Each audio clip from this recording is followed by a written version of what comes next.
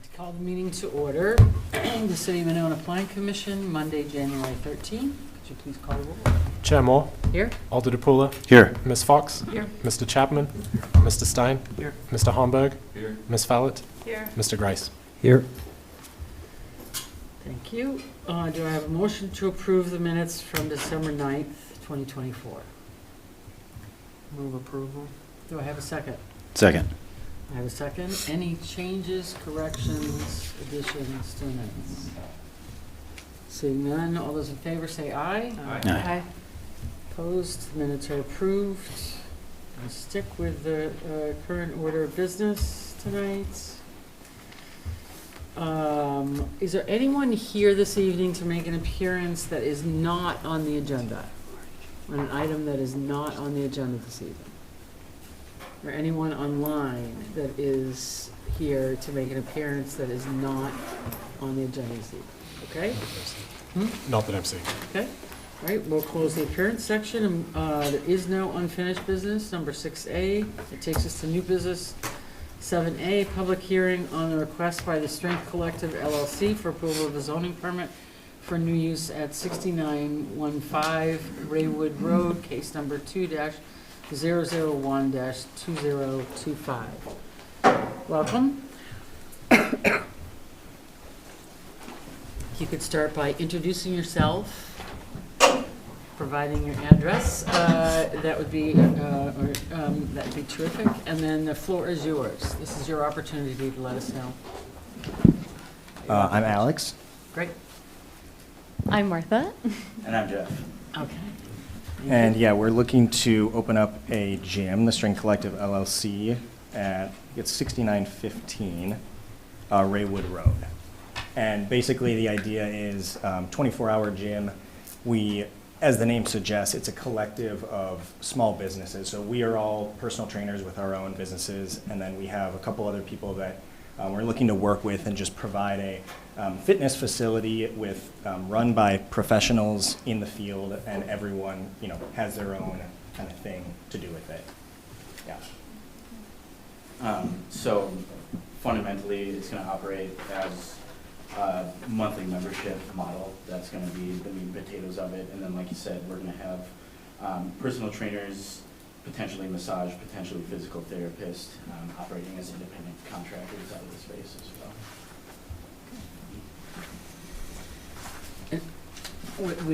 Is there anything else you'd like to say about it? Or perhaps even how it might contrast to other physical fitness or fitness options available? I mean, are you focusing on a particular type of fitness or? So our primary focus is going to be high-end strength equipment. So we all have backgrounds in competitive powerlifting, bodybuilding, as well as general fitness. And our goal is to, the way that we're going to kind of set ourselves apart is offering high-end strength equipment, bodybuilding equipment, as well as functional fitness equipment that can cater to someone who is on one end of the spectrum, perhaps training for something like a strength sport, all the way down to someone that's just looking to improve their quality of life and look and feel better. I find that we've found in the past that some of the facilities that cater, our goal is to make like the competitive higher end strength equipment accessible to everyone and not have it be a intimidating thing. Yeah, and there are a lot of gyms. There's even one in that area, but it's a CrossFit gym. So some of them have a very specific focus, and we want this to be a little bit more broad than that. Yeah. Anything else that you would like to say before we close the public hearing portion of this request? So. I believe so. Is there anyone else here to speak during the public hearing portion of this request? Okay. And we will close the public hearing. And we will move to number 7B, consideration of action on the request by the Strength Collective LLC for approval of the zoning permit for a new use at 6915 Raywood Road, case number 2-001-2025. Doug? Thank you. So the request this evening is to occupy the currently vacant space at 6915B, Unit B, Raywood Road. This has been vacant for greater than 6 months. The applicant intends to operate a new gym use there with focus on strength training, personalized training programs. The property is located in the Commercial Industrial Zoning District and was most recently occupied by Openwood Studios, a sign design and production facility. The Commercial Industrial District is characterized by retail, service, commercial, office, recreational, warehouse, and light industrial uses, which are highway-oriented. The current and future land use maps of the city's comprehensive plan have this categorized as industrial, and adjacent land uses are both commercial and industrial uses. The new gym use would focus on the strength training, and as mentioned, there are a couple other fitness and sort of training facilities nearby. There's one at 6900 Mangrove, the CrossFit Connects, as well as the recently approved JRJ Fitness next door at 2619 Industrial Drive. But having looked at these, each business does appear to provide focused offerings with kind of targeted areas of the industry within that industrial setting. As far as the parking, application materials outline that staff will not be employed, but instead operate on a trainer rental model. There's plans for 5 independent personal trainers to use the gym space, with around 8 to 12 visitors per day as the business opens, expecting to grow to around 30-35 visitors per day by the end of this year.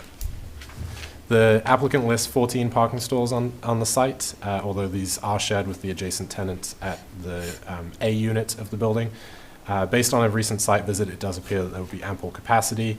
The city code does not specifically outline standards for commercial fitness and gym uses, but typically with this, and especially with the 24/7 use, it's expected that demand will be sort of paced out throughout the day. And it was noted as well that the condition of this was in very good condition when staff went out there for a site visit.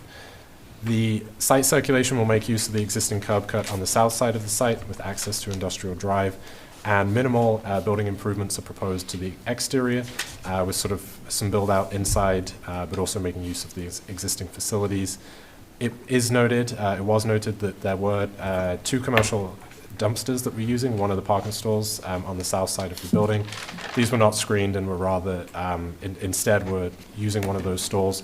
Staff did find through the records that there was discussion of mechanicals coming forward for this building, that they may be allowed to remain screening free in 2017, but didn't find anything about the dumpsters themselves, so it may just be something to discuss this evening. More of an item for the landlord certainly, but just something at this juncture that may be considered. The hours of operation being 24/7 with secure key fob access system. The lighting, there are no proposed changes at this point. There is one wall-mounted light that illuminates the main entrance, although the walkway and sort of access to the parking lot could potentially do with a little more light. Existing landscaping is in very good shape, and we have discussed signage, sort of the applicant would like to return with those for a later date, and certainly can work with them on different options there. So with that, the staff recommendation is approval with the conditions of approval as listed in the staff report. Thank you. Thank you. Okay, with that, I'll open it up and start at this end. Brendan, do you have any? I don't have any comment or questions. I think it sounds great. Okay. Patrick? I think it sounds great too. Just a couple questions about any modification to, since it's 24/7, any modifications to like exterior security or cameras or lighting, or any thoughts in that regard?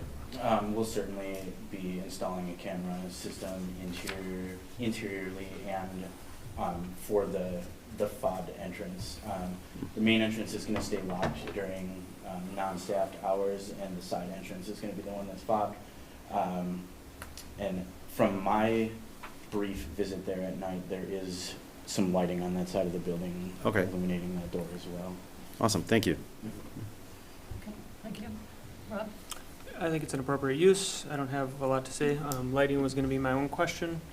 I would say, often like we do with parking, if security becomes an issue, then maybe we revisit the lighting requirements over there. But no, I think it's a good use. Okay. John? My question's for Doug. So there's 14 parking stalls for the whole building, Yes, that's correct. which is about 14,000 square feet? Yes. So that's one parking stall per 1,000 square feet. Mhm. And how many, you three are trainers or? Yep, How and many so other trainers? we have 2 other trainers as well. So but 5 employees? 5, but not all the trainers are there at the same time. Also, we carpool, so that's one less. And the tenant in A, they use that space more so as like storage.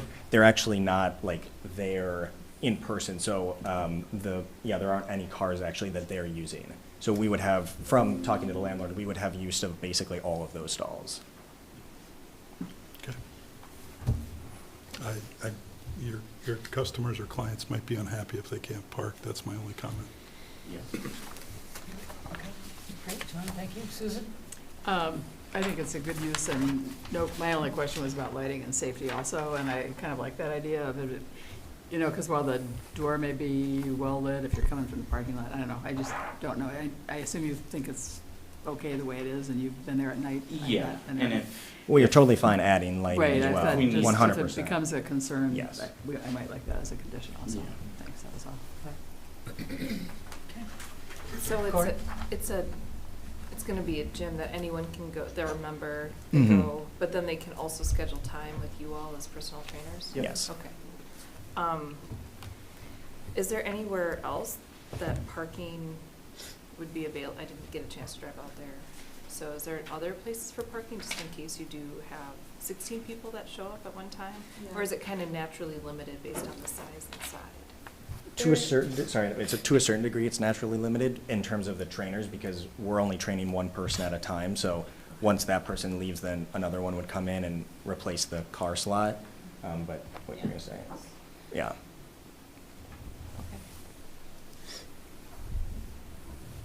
Thanks. Okay.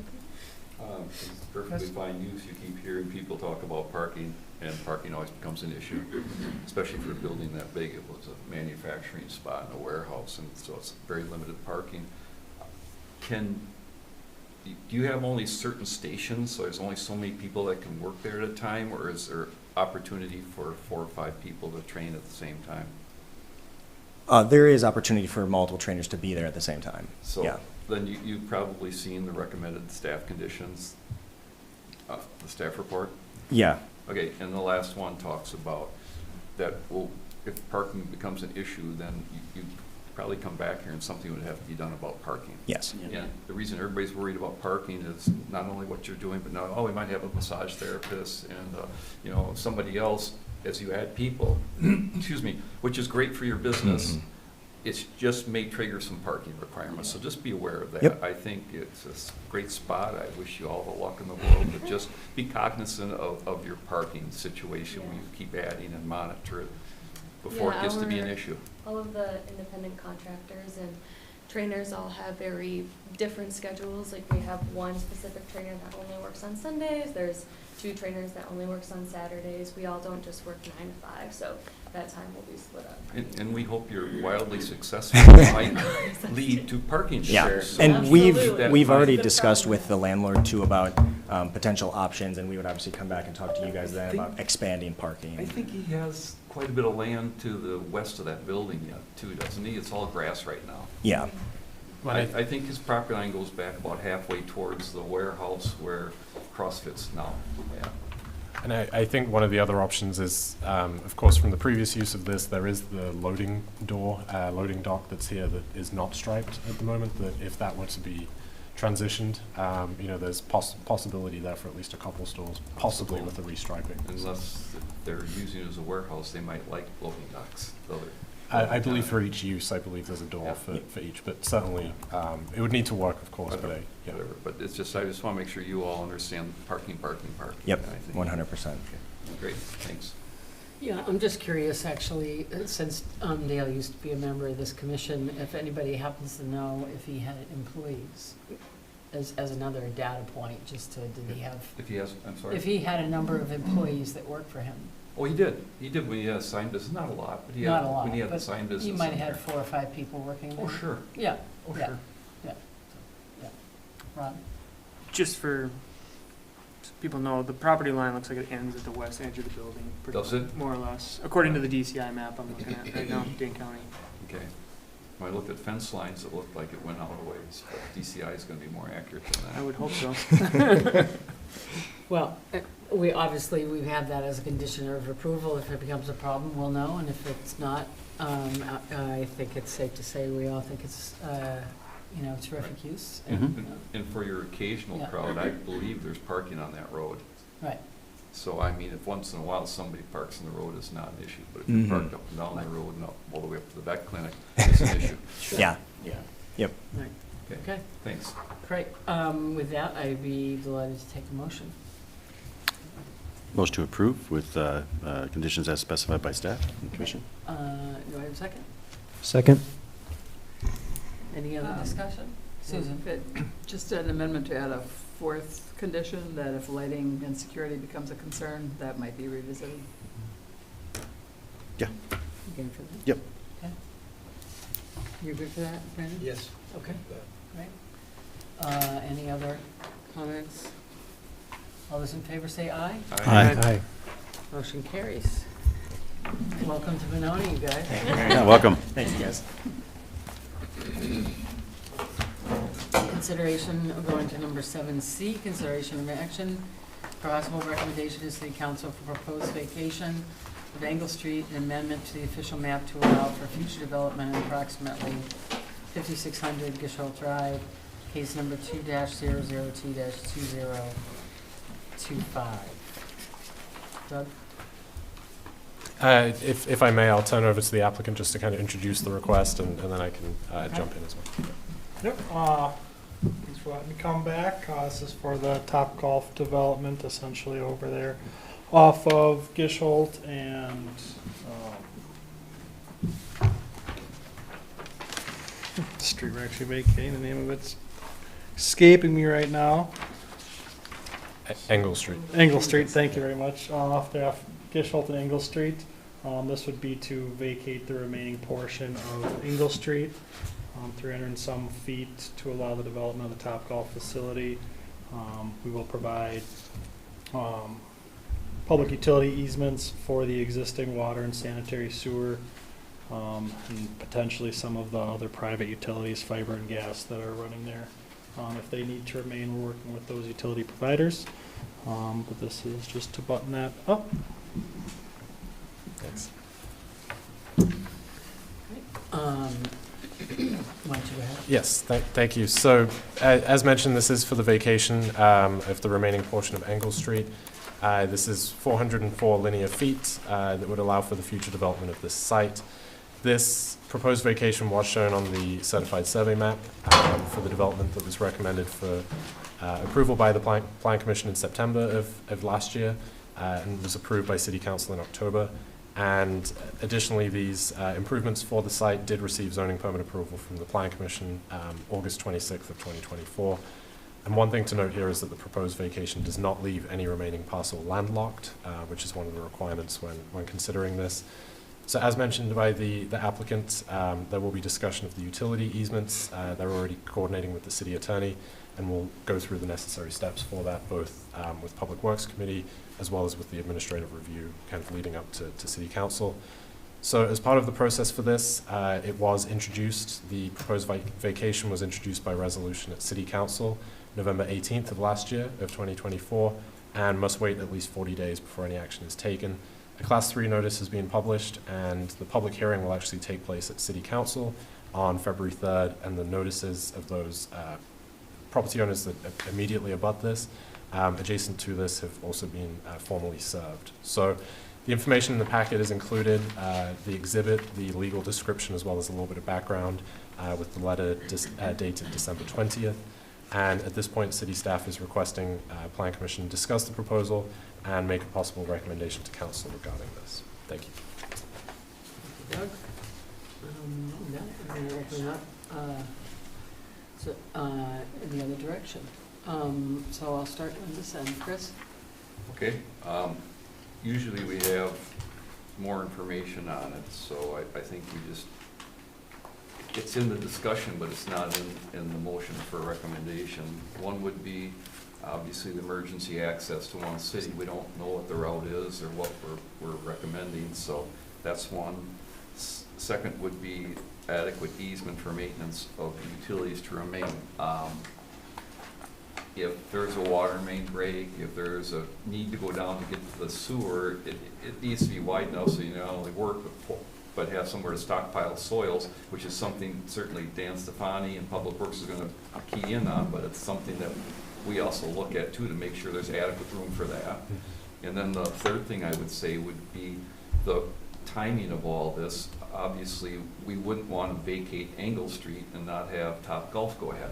Correct. So there needs to be a timing component between the vacation and the certainty of Topgolf proceeding, and that's something that should be talked about in the vacation. So to me, those are things, I mean, the vacation's simple, absolutely vacate it.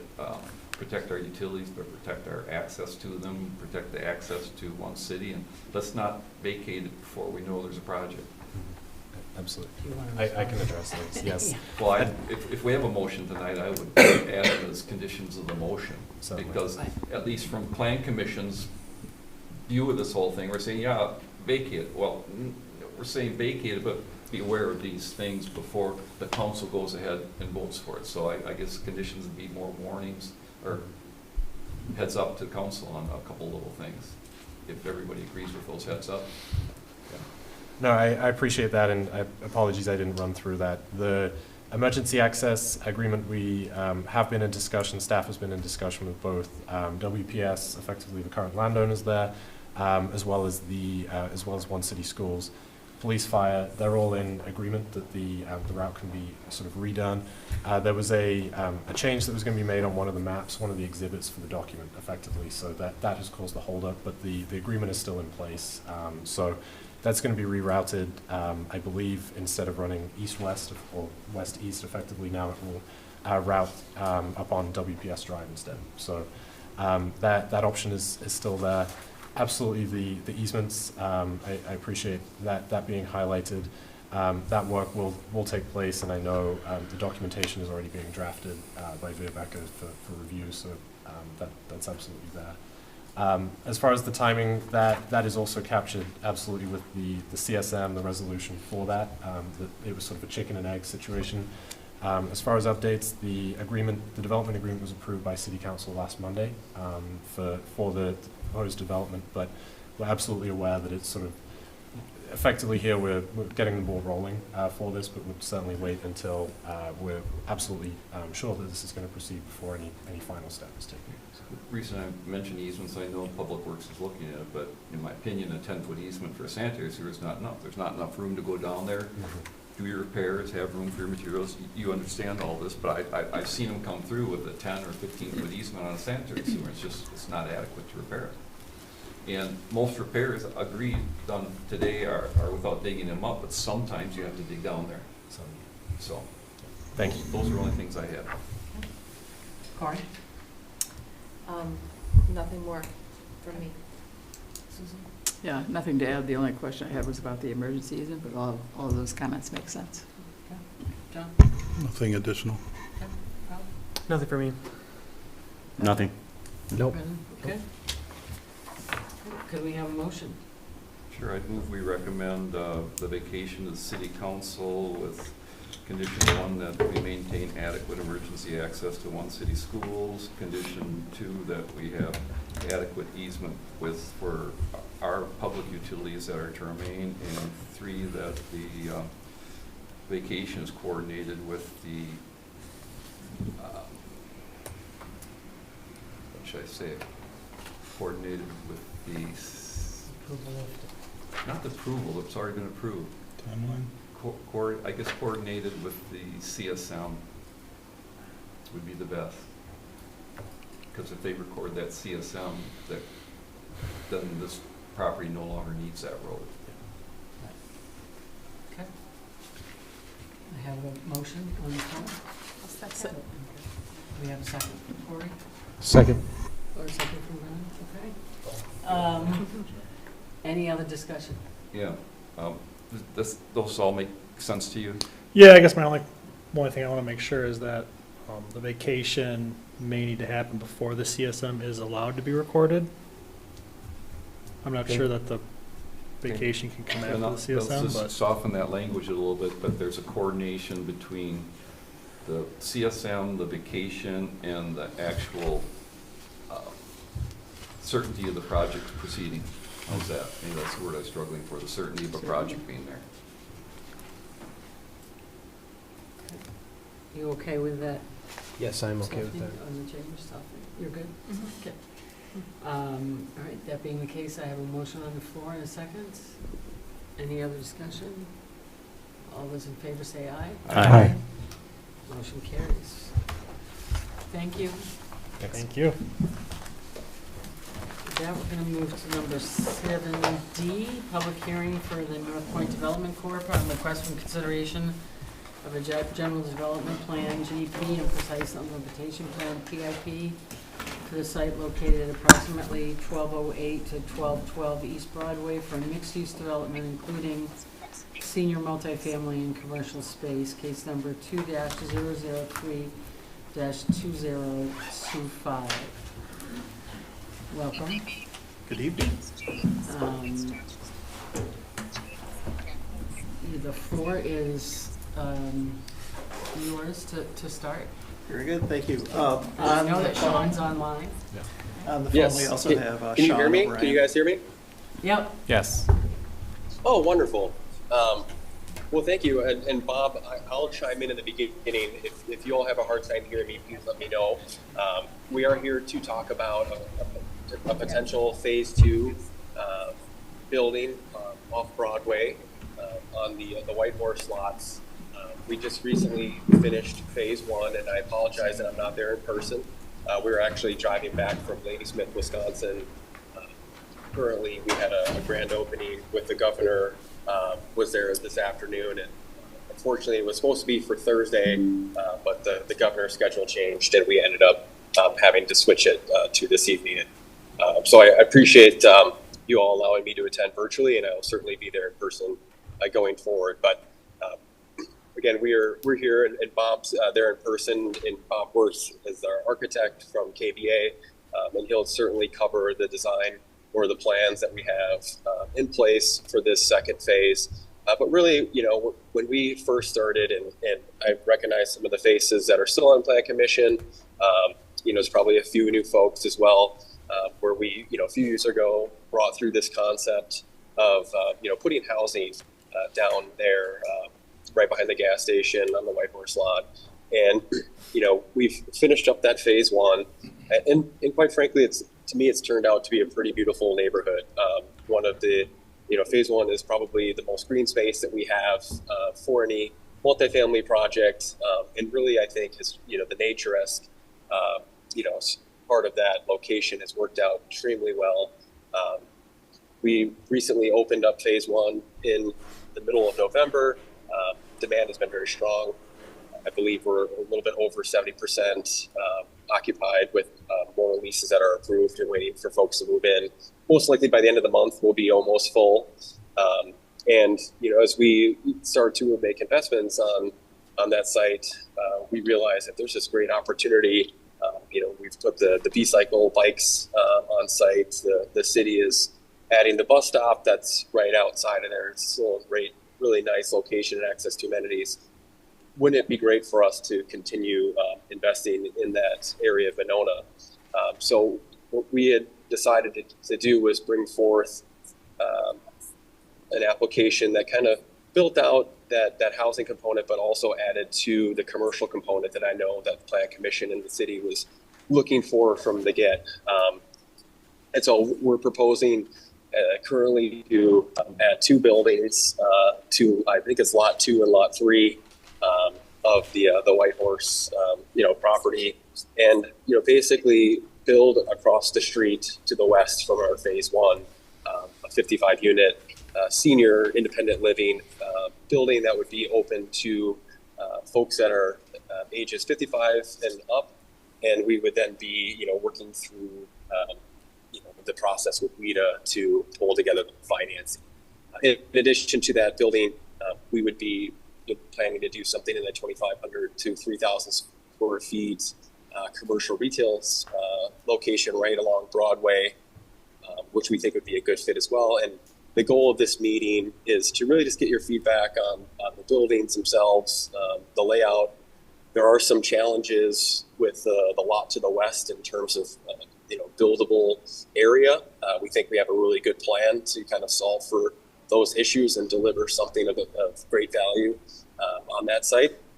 And just wanted to lastly just leave off with just kind of the process. It's a little bit different with WIDA this time around. In the past, we would apply, and then WIDA would let us know if we had secured tax credits, and then we could continue on and move forward. This was a little bit different.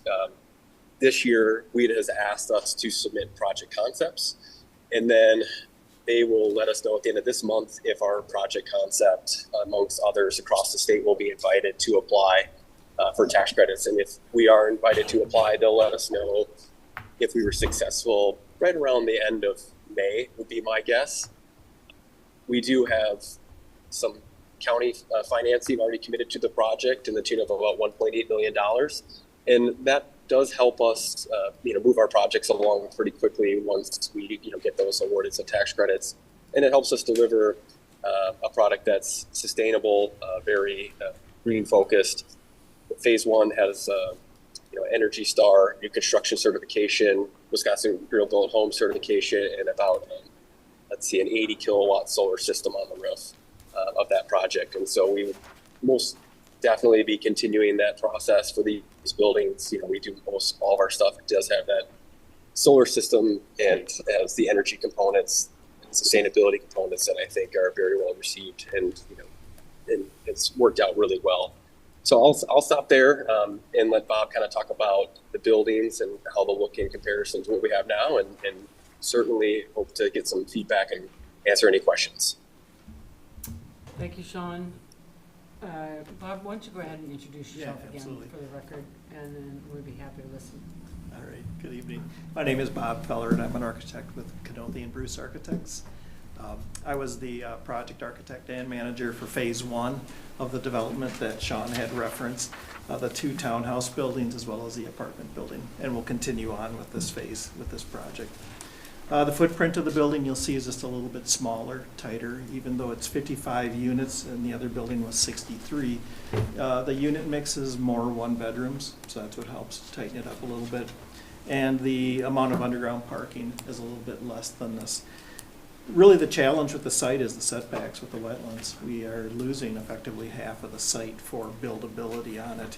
So we have the building positioned such that we kept the parking to the north side, maintained connection access aligning with the apartment building across the street to avoid any sort of additional conflict with traffic flow, right in, right out type of a thing.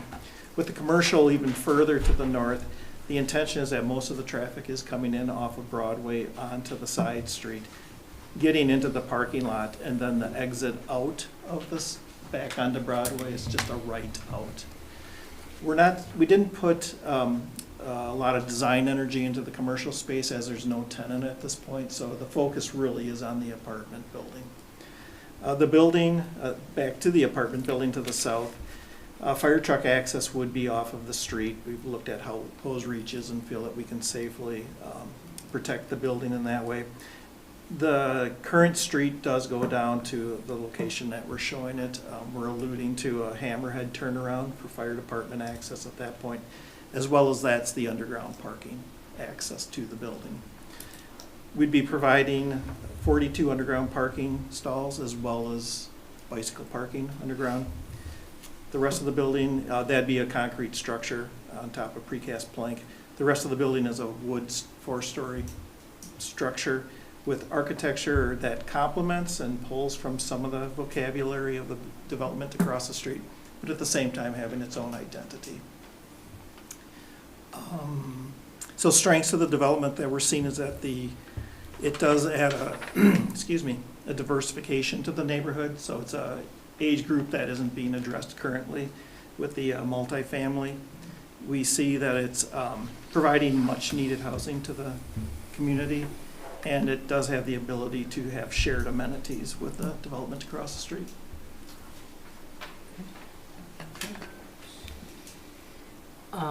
Is there anyone else here to speak before I know Kenny's here and would probably like to say something as well.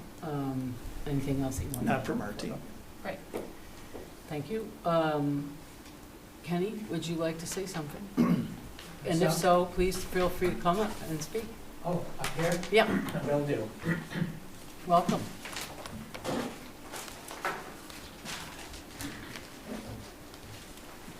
Thanks for introducing yourself.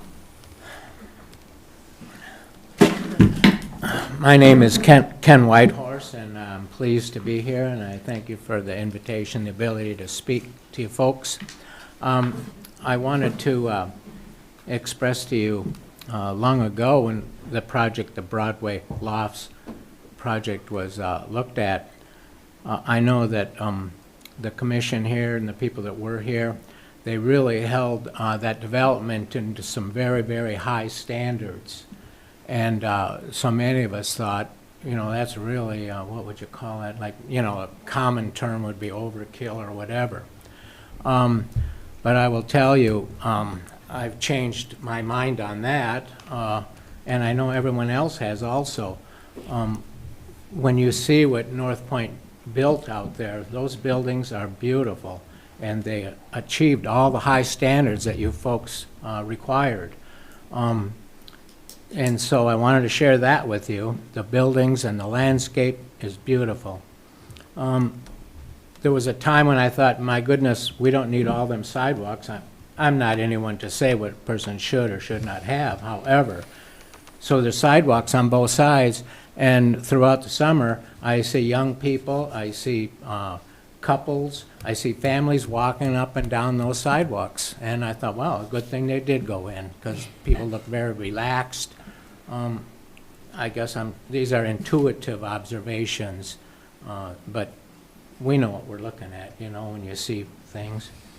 So at any rate, over the summer, my brother and I have been out there pretty much every day, landscaping, getting the grass to grow, planting shrubbery, getting the other 2 lots in preparation for sale.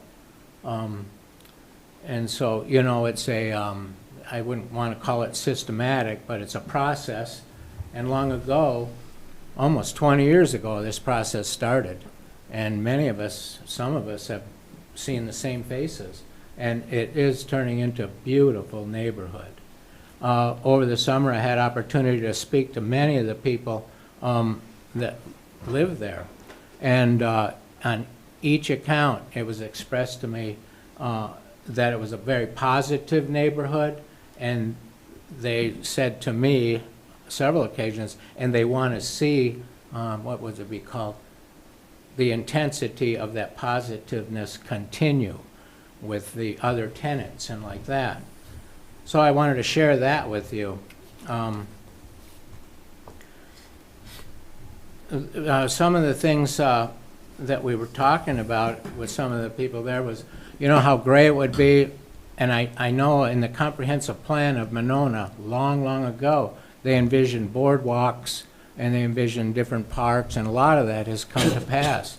But I spoke years ago about some of the children that are living here now, that they get that same opportunity to live in that wetland, or, you know, play and experiment and explore. And, you know, things are a little different nowadays. I mean, in the old days, we would hike through there and could do whatever we pleased. Well, nowadays, things are a little different, but nevertheless, these children and teenagers should still have that opportunity to learn from the environment with some wetland studies and workshops and like that.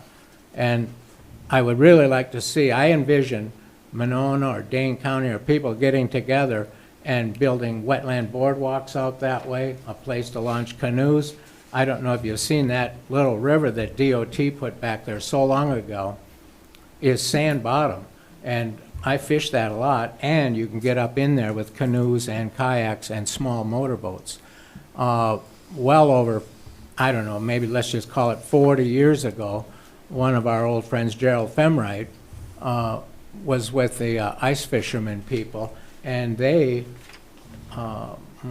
coordinated enough with the DNR and DOT to have that viaduct where the Beltline overpass is now. It's it has been at one time 5 feet deep. or 3 or 4 feet deep, whatever. It was set up so that a boat could get through there and the ice fishermen could get back to Mud Lake. And that is still there. You can still canoe under through that. And I did see a 35 horse or 45 horse bass boat come through there last summer. So that is all there for future development for the city of Monona to do. And I hope that you would all consider that. I would like to see that neighborhood, I don't know how to say it quite right, but they have a, what do they call it, a board that would see some of this through for their young people. And there's so many volunteers in Monona. I have spoken to several, and I said I would be interested in doing shelter building or some type of environmental educational plans, and there's so many people in Monona that would lend their expertise to help that. So I don't know if you ever seen that Seinfeld show where that Seinfeld guy was the board chairman or something and he got booted out and like that, how they do the condominium thing. But anyway, something along that nature that be community orientated and like that. And now I have something a little less positive and inspirational to say. You know, on January 6th, there was a very unfortunate thing that happened with that man that thought he was at his wit's end and he was going to kill himself or shoot himself there at that gas station. I don't know any more about that, but it's a very tragic thing that someone comes to that point in their life. But the disturbing thing was, you know, that man did not come from this neighborhood. And we saw, I don't know if any of you saw on Channel 27, that news bulletin that they put out in the evening news. Well, they showed the street sign, a close-up Whitehorse Pass, and then they showed that beautiful apartment complex, and they rested on that and showed it up and down there. And once again went back to the street sign. Then they went to the part of the old salvage yard building, which you know is a process. All this is a process of all that changing, and we're doing the best we can to move forward with that. But you know the imagery that they're trying to portray. I can't even put enough words. You put in your own minds, what were they trying to say? Here we got a beautiful neighborhood and they're going to condemn it already. So that's my point. I would like to see this board or someone here contact them and say what they did was wrong. And it's like, the word isn't yellow journalism anymore. I don't know what that word is, but you know what they're up to. So that's all I want to say about that. I don't want to leave it on a negative note like that, but it's a beautiful city. We're all trying our best to make this a wonderful city, and we've done that. And I don't know anybody who believes that, but my family, who's been here since, well, my dad likes to say Blooming Grove. At any rate, we're doing the best we can do also, and we're very positive. And then on closing, I want to say that my dad, I just left his house. He's 98 years old now, and he's doing pretty darn good yet. And he said, wow, he thought he said that, I don't want to say senior living, what's it called, age restricted? So at any rate, he says, those places are beautiful. He said, I want to get on one of those. So you guys keep one open for him. And he said, and then you have decks in the back. He said, I'm going to get a fishing pole there. But at any rate, that whole river can be dredged with cooperation, and it would be just we used to drive when I was a child. My grandpa had a 45 horse Merc, and we went ripping up and down there, and that can all be brought back. Well, I really thank you for your attention and hearing me out, and best of luck to everyone here. Thank you. Thank you.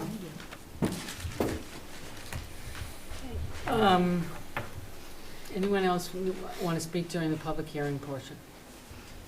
Okay. Will there be an opportunity to show the imagery that was submitted? Oh, yeah, you want to walk through? Yes.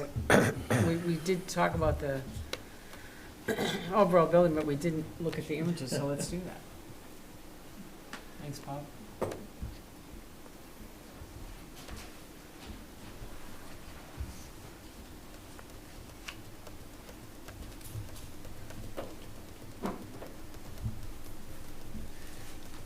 So the view, concept view that we're seeing on the screen right now is standing on the street looking to the south and west. Main entrance to the building. You'll see the building does front up to the sidewalk, very pedestrian friendly. We do soften the edge with landscaping, so it's not hard surface immediately to hard surface. But the patios are there, strong interaction connectivity to the street. Next image. So this demonstrates really the tightness of the site. The dark green is the lot with the residential, the lighter green is the commercial. There's a dashed dark green line pretty much right down the middle of the site. That is our setback. We cannot build beyond, to the left of that or to the west of that. Setback from what? Wetlands. So the two green lines? Yeah, the first green line is actually, I believe, the watermark and the high watermark, and the second line is the setback. And what are the other lines? You know, there's like two black lines. Yeah, there's some easements within there. Civil engineer would be able to explain that better than I, but Just a lot of lines. yeah, a lot going on. Some utility easements and such. The line that goes next to the building is the 75-foot line. The line to the left of that is going to be your 30-foot no grading line to the wetlands, and then you'll see the wetland line further to the left of that. The black lines, I'm unsure what those are, but we could certainly follow back up with that. But we're showing the 75-foot setback and then the 30-foot no grading setback to the wetland line. And the other, that must be the river or the water. Okay, next image. Why don't we actually jump ahead to this? These are the black and whites that are just clear with the material, but the color imagery is showing that it's similar type brick on the lower level of the building, combination of the creams, grays, and light blues from the existing first phase of the building as well. Has its own unique flavor, but at the same time, acknowledgement of materials and form and window. Generous windows at the corner with views. Yeah. And every unit Yeah, will Bob. have its own deck. Oh, sorry. Go ahead, Bob. I'm sorry. Nope, I was through. Go ahead. Oh, I just wanted to point out, we had the similar corner windows on phase one. If anybody has had an opportunity to be in there, I mean, it's a quite beautiful unit. The big windows do really make a difference. You certainly don't see those on too many buildings these days. A lot more smaller type windows. I forgot to mention that we are hosting a ribbon cutting at the property on February 5th, and can follow up with more details if you all are available. But yeah, certainly one of the highlights of the first phase is the generous windows and the amount of light that comes in with those. All right, and if we jump ahead 2 more slides, then we'll start getting into the three-dimensional. On the left-hand side is the existing phase 1 apartment building, and on the right is the proposed new 4-story 55-plus. Parking to the north of the building. Again, what's the developable portion of the site, that's where it had to be located. We do have community spaces for the residents located on that side with a grilling porch and outdoor patio, and we're looking at the potential of some upper deck community space as well. And then another view just moving further down the street, similar to what was on the cover page. And then this is from the south looking back to the north. So the townhouses are just to the right off the slide.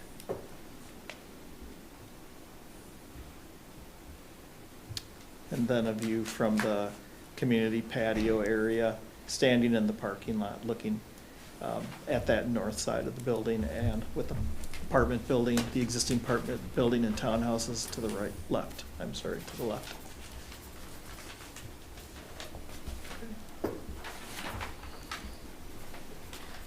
Great. Thank you. Anything else before we close the public hearing portion of this from you all? Nothing for me. Okay. Great. Sean, is there anything else you want to add before we close the public hearing portion? Nope, thank you so much. Okay. Is there anybody else here online that wanted to speak to the public hearing portion of this particular proposal? Okay, then we will close public hearing and go to 7E, pre-hearing conference for North Point Development Corp. on a request for consideration for a general development plan, GP, and precise location plan, PIP, for the site located approximately 1208 to 1212 East Broadway for mixed-use development, including senior multifamily and commercial space. Case number 2-003-2025. Doug? Thank you. So the proposal this evening is for phase construction of an age-restricted multifamily building and separate freestanding commercial building at approximately 1208 to 1212 East Broadway. The conceptual plans call for 55 units of age-restricted low-income housing tax credit units with 1 and 2 bedroom apartments, as well as between 2,400 and 3,000 square feet of commercial space. This evening, the applicant's looking for feedback while they wait the determination from WIDA. They do have the project submitted for a project concept application with them, and that would sort of dictate the next steps for this. The applicant does acknowledge that future materials would offer much more detail, but is looking for kind of a first reaction from the commission for both the use as well as some of the design elements for this as well. So the parcels themselves are zoned Community Design District, part of the CDD, and that does allow for the Planned Community Development Process, the PCD, which offers flexibility, coordinated planning for larger multifamily projects or multi-parcel projects afforded by Article 6 of the Zoning Code. The total area here that's being considered is right around 1.72 acres. The proposal, again, would have senior housing at the south end of the site with commercial fronting East Broadway and with direct access there. The property is designated in both the current and future land, or in the future land use map, as commercial use. This was discussed during the first GDP PIP process, and certainly the inclusion of the commercial along East Broadway is important, given both the nearby commercial uses, but also the ability for this to be supported by the adjacent residents who can walk to that user, but also sort of tying this in. And then acknowledging sort of the depth of the parcels here, the limited frontage that it does have along East Broadway, and the opportunity for additional housing there as well. So the proposal would have residential units split between 1 and 2 bedroom units, with 42 of those being 1 bedroom and 13 of those 2 bedrooms. These would be income restricted, and they would be for those earning 30, 50, and 80% of the Dane County area median income, using the LIHTC program that would be targeting seniors 55 plus. This is covered, and sort of some of the demographic challenges are covered for Monona in the 2016 comprehensive plan, as well as sort of further backed up by the 2020 census data, which does show that Monona has a larger portion of seniors, which would be defined as 65 plus, than the county. In addition, there's discussion of the cost burdening of renters within the community. And so that is the ability or sort of the overall cost of both the rent as well as utilities. And you would be deemed to be housing cost burdened if you spend over 30% of your household income on those, on rent and utilities. And the comprehensive plan lists that 46.3% of renters back in the 2016 timeframe were housing cost burdened, and 2019 data, which is the most recent available, shows that nearly 19% of Monona renters were severely cost burdened, which actually takes that number up to 50% of household income is spent on housing and utilities. So the possibility here for this project is that it could allow an aging population, potentially a portion of the aging population, to stay in the community, potentially downsize and sort of move out of their, let's say, single family home, but also be able to remain in the community. The project also aligns with some of the land use goals of the comprehensive plan for sustainable redevelopment projects and sort of the efficient land uses and ability to be nearby to services and amenities.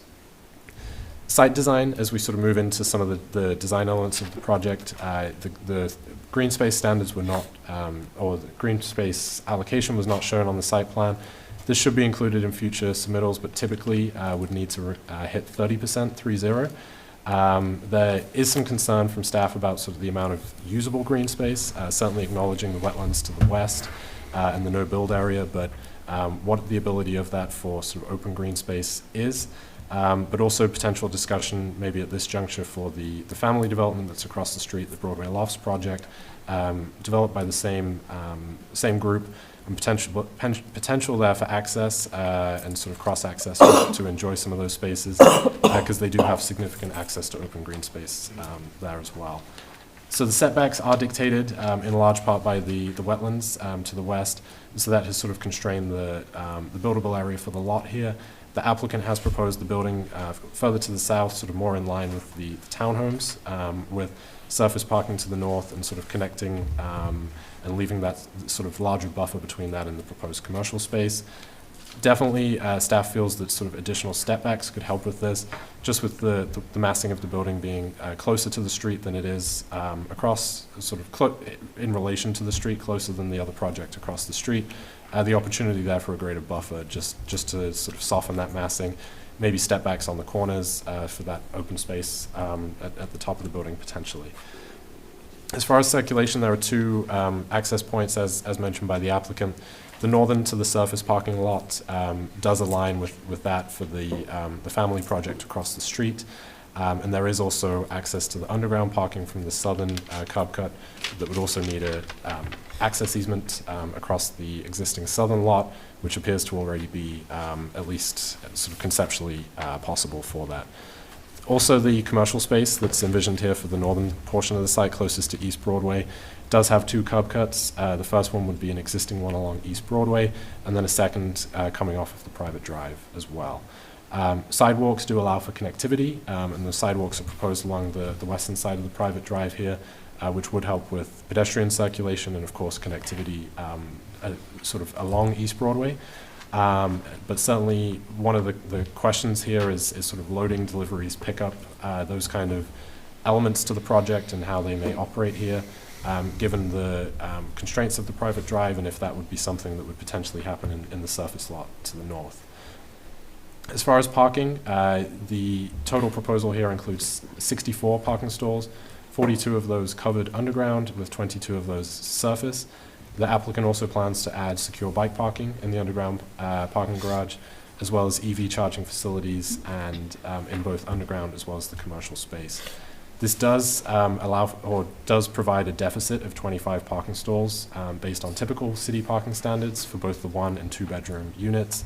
But one thing that is discussed here is the possibility of lowering that requirement given the age-restricted nature of this, the proximity to alternative transportation options, both the Madison Metro line as well as some of the e-bikes and different elements there, as well as the opportunity potentially for the commercial space to offer shared parking, visitor parking and such during off hours, again depending on what is proposed there. Based on the typical standards for commercial parking, it does appear that that is overparked and could have some potential excess capacity. As far as the architecture and massing, there is certainly a relationship with the building, with the family building just to the east. Each unit will have a private patio or deck, and materials and elements are very similar. One thing of discussion potentially is it does appear that the colors directly match those used across the street. Could be something for the commission to discuss if they would like them to be related or a direct match. The density calculations are shown here. The multifamily parcel is 1.3 acres with 55 units, which has the density at right around 42 units per acre, which compares pretty favorably with other projects. And again, through the GDP process, you often will see sort of a leveling out between projects, between phases of a development. And I did include the Broadway Lofts and townhomes, the 75 units there, just over 3 acres at less than 25 units per acre. So it sort of offers some infill here while also being balanced out by the lofts and townhomes across the street. Details were included about the green infrastructure, which will include certain qualification standards as well as the 40 kilowatt PV solar system that's already planned. Staff does commend the applicant for having that information already, that they're looking to do that on the rooftop of this building. And finally, plans were shared with city staff, feedback from Public Works Project Manager Brad Brune, Did have some comments about the sort of stormwater requirements that are likely needed here, and did share a possible concern about the lack of ADA compliant outdoor space. That's it. Thank you. Thank you. Let's start in the middle. John, would you like to start? Certainly. Thank you. Doug, the table you just referred to, the 1.31 acres for the Broadway Senior, Yes. does that include Lot 4? The commercial to the north? Yeah. It does not, no. You sure? That's my understanding. Okay. I may have miscalculated. I believe I had 1.72 total. Would make the density lower, so Sure. it's not a problem. I can check that, I though. was just Thank you. curious. So, couple of questions. Okay. The low-income tax credits by WIDA, those are based on income levels, not age, correct? I'll let Sean speak to that. Sean, did you get that question? Correct. So, with a caveat, so we can apply as either a family project or as an age-restricted senior project. And then if WIDA were to allocate us tax credits, then, we have to keep that, use in place. So what I'm trying to say is, we've applied to WIDA as a project concept of this being an age-restricted 55 and above, property. And so we wouldn't be able to switch that to a non-age restricted at this time without getting WIDA approval. But so even though tax credits can be used for family and senior, we can, as developers, choose, what use is going to be of the property. Okay, and the reason I ask is on page 3, it refers to targeting seniors at 55 and over. It doesn't say that it's restricted to seniors 55 and older. So if I'm 30 years old and meet the income requirements, can I live here or not? No, you cannot. Okay. But again, the senior age restriction is for head of household. Now, we have mostly one-bedrooms, but let's say that someone who's over 55 has someone else living in the apartment. That person doesn't necessarily need to be 55 and older, but we don't typically see that at our properties. And so we have a handful of tax credit properties that are senior age restricted, nearby family non-age restricted properties, and they've all been done very well. But yeah, there isn't this opportunity for someone who's has an application of no one who's over 55 that could live in this building. All right, thank you. Are there any, in phase 1, the multifamily and then the townhouses or townhomes, are there any affordable housing units in that? There are. In both? Yes. In the townhomes and the multifamily? Yes. Yes. Yeah, so That wasn't phase part of 1 the is first 75 phase. total units. 19 of those 75 units do not have rent restrictions. The remaining units do have rent restrictions from 30% of county median income up to 60% of county median income. All right, thank you. So in Lot 4 illustrates the access to Lot 3 in its property. Is there a reason why the lot line just wouldn't move up so that, Yeah. they're two separate lots, correct? So there are. So there's 3 more buildable lots that are out on this site, and I believe that we have Lot 3 and Lot 2. I'm sorry, Lot 2 is the one that's by the belt line. And so were you referring to Lot 2 that's nearest to the belt line, or you're referring to the one that's nearest to Broadway? As I said, Lot 4, where the commercial property is. Yep. On Okay, I'm the sorry. southern portion of Lot 4 has the access to Lot 3. So I assume there's going to be an easement that allows people to, There'd be but an why wouldn't the easement. lot line just move to the There- north? There is the potential that we Okay. were drawing it, we're working with the lots as they are currently divided. And then if you move the lot line even further to the north, helps with density and. Well, the commercial property is overparked per the zoning, and the housing property is well underparked. So I didn't know if that would be a way to get more parking onto the Potentially so. residential portion. Because the parking is missing by like 28% per the city's requirements. On the senior, correct. What's that? Yeah, Yeah. on the senior, correct. On the what? Senior, the Senior. 55 plus. Yeah, well, On the multifamily. yeah, but there isn't a senior, I'm You know. referring to 55 plus as the senior portion. yeah, I understand. Yeah. But the zoning doesn't say if it's 55 or older, we can go down. I don't think it does. Well, And then my yeah, question through would the- be, in 5 or 10 years, if you were to sell the property and the senior portion went away and it became just multifamily housing, I'll let Sean speak to would that. be There's well regulations underparked, that right? lock it in. it is, okay. Yeah. Yep, and so a couple of things. Yeah, some communities do have different parking requirements for age-restricted buildings. And knowing that Monona likely doesn't have this, certainly would be an exception that we would be making, in our plan development to current zoning, that we'd have a reduced parking. It is in our experience that senior housing has a much less demand for parking on a per-unit basis. And, we have some statistics that we could share with the Plan Commission at the next meeting as well that show that roughly a 1-to-1 ratio, and actually other communities have a 1-to-1, ratio for units to parking that's kind of combined with senior. In terms of, what would happen in 5 to 10 years, so in tax credits, we're actually committed to this project for a 30-year period. With the Dane County Housing Funds, it will actually be a 40-year land use restriction that will be on this project. It'll also identify that this project isn't, going to be senior age restricted. So it isn't something that the community should be overly concerned about in terms of in 5 to 10 years this become a family project and there would be, more parking. I also did note that a good amount of the units are 1-bedrooms, but regardless, there is going to be a lot of documentation in place that required systems be maintained as affordable. It will be marketed that way. Obviously, we'll be providing amenities that would match up with a tenant population.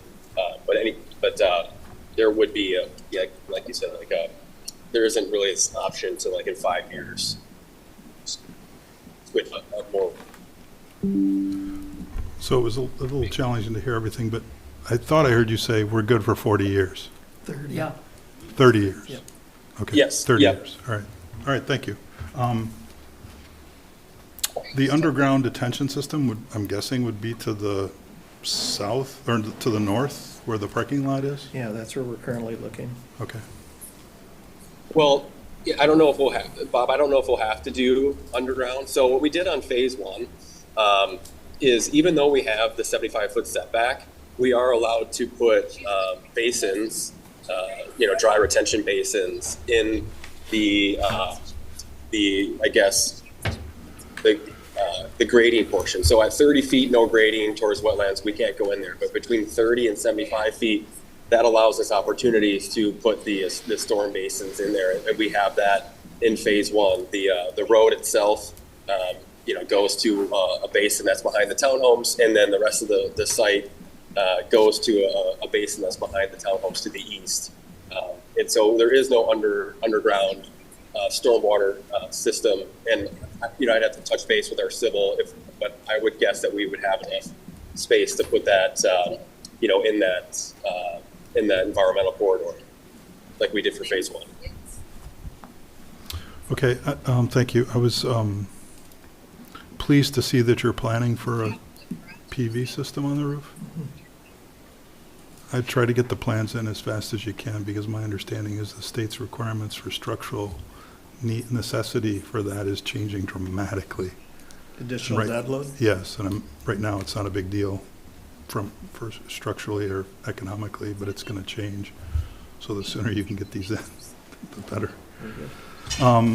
I guess my last comment is the architecture of the building. I think I have no issues with the architecture of the building. I think it's fine. I think it's nice that it's compatible with the other development. I think the colors matching or being close to it is fine. I do appreciate the brick being at the base, and to me, this does not look like an affordable housing project, so I think that's a good thing. Yep, that's all I have. Thank you, John. Susan? The only question I had, I guess, about the architecture was probably the massing of the impact of having, as you come down that street where you get your other buildings to the east, to have that kind of solid wall, and the idea of maybe stepping some of it back, even if it was just on the corners, or there could be some, you would lose some units possibly that way. I mean, that's the only way I could see you could do it, so I don't know how that would work, but that would also help with the parking, whether stepping back a little on the corners or on the top floor, or, I don't know, just some way to create a little bit less of a solid wall. We can look at the parapets perhaps and see if there's a way to. Yeah, to do something different there. The parking, I feel a little mixed about that, because I understand that it might be less for senior parking, but 25 sure is a lot. And I don't know about taking it from the commercial, because you don't know what's going to go in there. So I don't know if you should rely on that for this. I mean, that's not a bad thought, but. And I did hear you say that the amenities in the current building would be available for these people. Can you refresh my memory of what kinds of things we're talking about there? Or? Well, the intention is that there'd still be community rooms and exercise room within the new building for that specific. Okay. But probably more of the outdoor amenities, I see. the patio, the play area, the grilling area, the gazebo. Okay.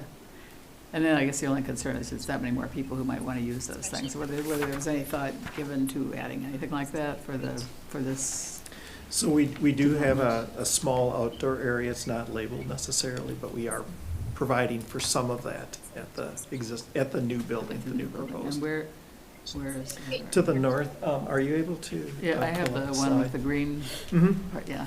So where it says 22 stalls, come down to the shaded area. okay, There's right. that rectangle to the north. Okay, Mhm. so there is a little bit there, okay. Correct. And then they do have the sidewalk access. Correct. You are closer to the street, but I don't know that I see that as if you could do something with some of the massing, I'm not, in terms of the setback, I'm not sure that I feel like that's a problem. Let's see. I do like the idea of you doing this. I think it makes sense. And yeah, I don't really have any other concerns. It was really more, probably the massing and the density giving the parking issue, but it does seem compatible with the current project, and which does look great. I mean, it's very impressive. I'm sorry I never got a tour, but that's okay. February. Maybe this time. Oh, February? Okay. Yeah. Good. It's February 5th. Okay, that's great. Thank you. It is very impressive. That's all I have for now. I would just say too, as a point of information, the patio that they ended up putting in the first building, first development, is actually bigger than what we originally, because it became obvious with the stormwater basin that's there, as well as that outdoor space, that it was such a cool space. It's like being in a mini forest back there. I mean, it's with the wetlands and so, and I can't remember how much larger, Sean, but I remember you made the patio bigger, correct? Yeah, I would say we made it 30 to 40% bigger. Bob, you could also comment on that. But, kind of going back to the parking, we certainly, in my opinion, overparked phase one because we ended up adding additional parking outside of the building footprint. But that ended up giving us this opportunity for a beautiful patio. So certainly excited to show that off on February 5th if you all can make it. Anything else, Susan? No, that was all. Sorry. Corey? I really love this project, and I very much appreciate the thought to adding that commercial space closer to Broadway. I was looking at Heritage and the distance from Heritage to Pier 37, and this is closer, actually. So, you know, the comment that the Public Works Director had made about not wanting the residents to feel isolated because there's not as much connection to, specifically it was talking about to an outdoor space at the site, I think is something that I guess I would ask that you do consider, because there is that ability for access to use the space across the street, and it sounds like people are using those walking paths, and that's really great. But having just like that small little concrete patio in the spot that you have it, it doesn't seem that inviting to me, because you are looking at the parking lot. So, thinking about the architecture or the design, you know, you have I've seen you bring a lot of really creative ideas over the time that we spent talking about the first phase. So I do think if you put a little thought into how could the building be structured in a way to think about how it's located next to that wetland and the things that Ken had talked about. Like maybe there's a way to put in some outdoor space by restructuring the massing, or, you know, I have no idea. But that was something that that drew my attention. And I think was a good point that the Public Works staff person made is, you know, they can go across the street, but sometimes you don't want to go across the street. You just want to go sit outside your building and not be next to a parking lot. So I think paying some attention to that would be good. I also, let's see, I was wondering maybe for the next one, Sean, you had mentioned that you could bring some information about parking at your other age 55 plus living projects in the past, but if we could also, Doug, get some information about Heritage and what those parking are, I think that would be really helpful. Because right now I just have no concept. Like it seems like it's not enough, but we don't have a lot of information either. So if we could get some more data on that, I think that could help us make a little bit of a more informed decision and discussion here. Absolutely. Because it could maybe be perfectly logical. Let's see. I also like the way it looked, and I thought having it be very similar to what's across the street was really nice. But, you know, I'm open to what the other commissioners think. And then I think those were really my big thoughts. But I'm really in favor of this, especially with your attention to, you know, the fact that we were looking for a little bit more commercial, and we made some exceptions in the first place. So I like that. I like that addition. And that's it for now. Thank you. Chris? Okay, before I start, Sean, I'm gonna be that guy. You're really hard to hear. You come in and out. I don't know if I can't see you, so I don't know if your mouth is getting closer or further away from your mic. I'm not the only one. I really, when John said something, God, it's not just me. So I miss a lot of what you say.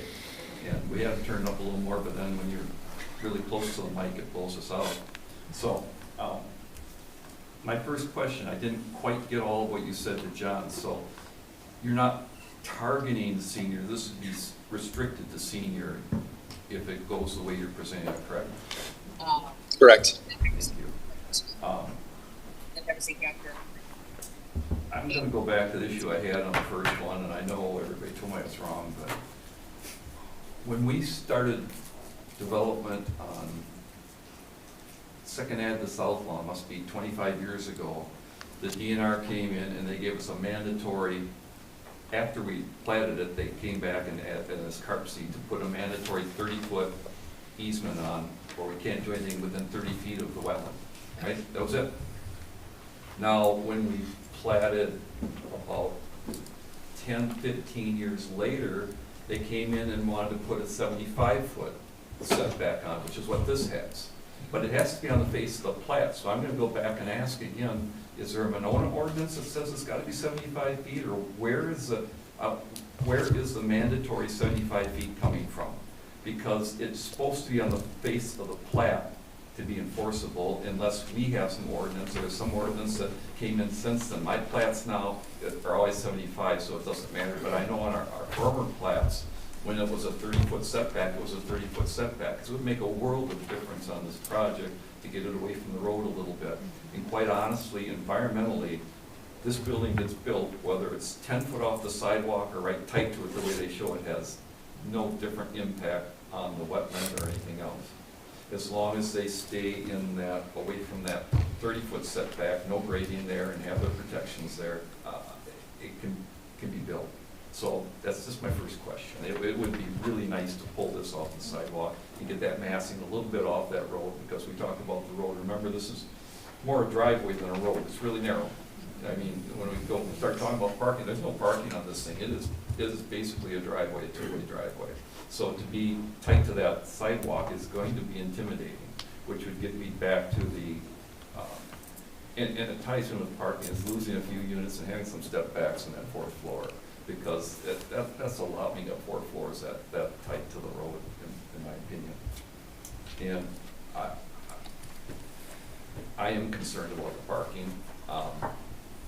I doubt that most seniors are going to have 2 cars, but I bet a lot of them will have 1, and I bet more than 8 or 9 of them have friends, and that's all the stalls that are left over, and you need somewhere. There's nowhere else to park. You need somewhere for visitors to come and park, as in the upper lots, not for all visitors, because, well, it depends. I mean, I don't know. Are there going to be a lot of tenants that have no cars?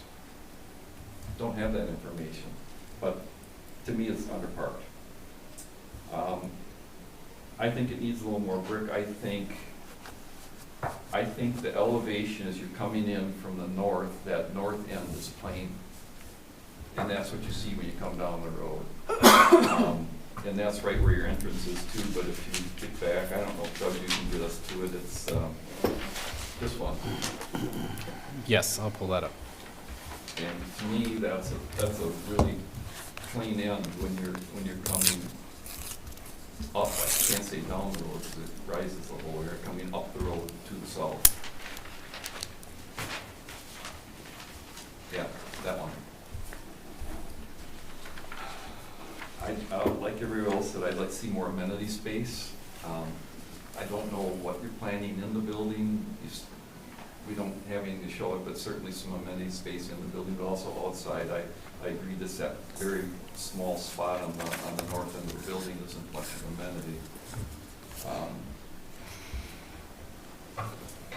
I'm going to say it probably has been said by Doug many times talking about this, but this really locks in commercial on that north lot.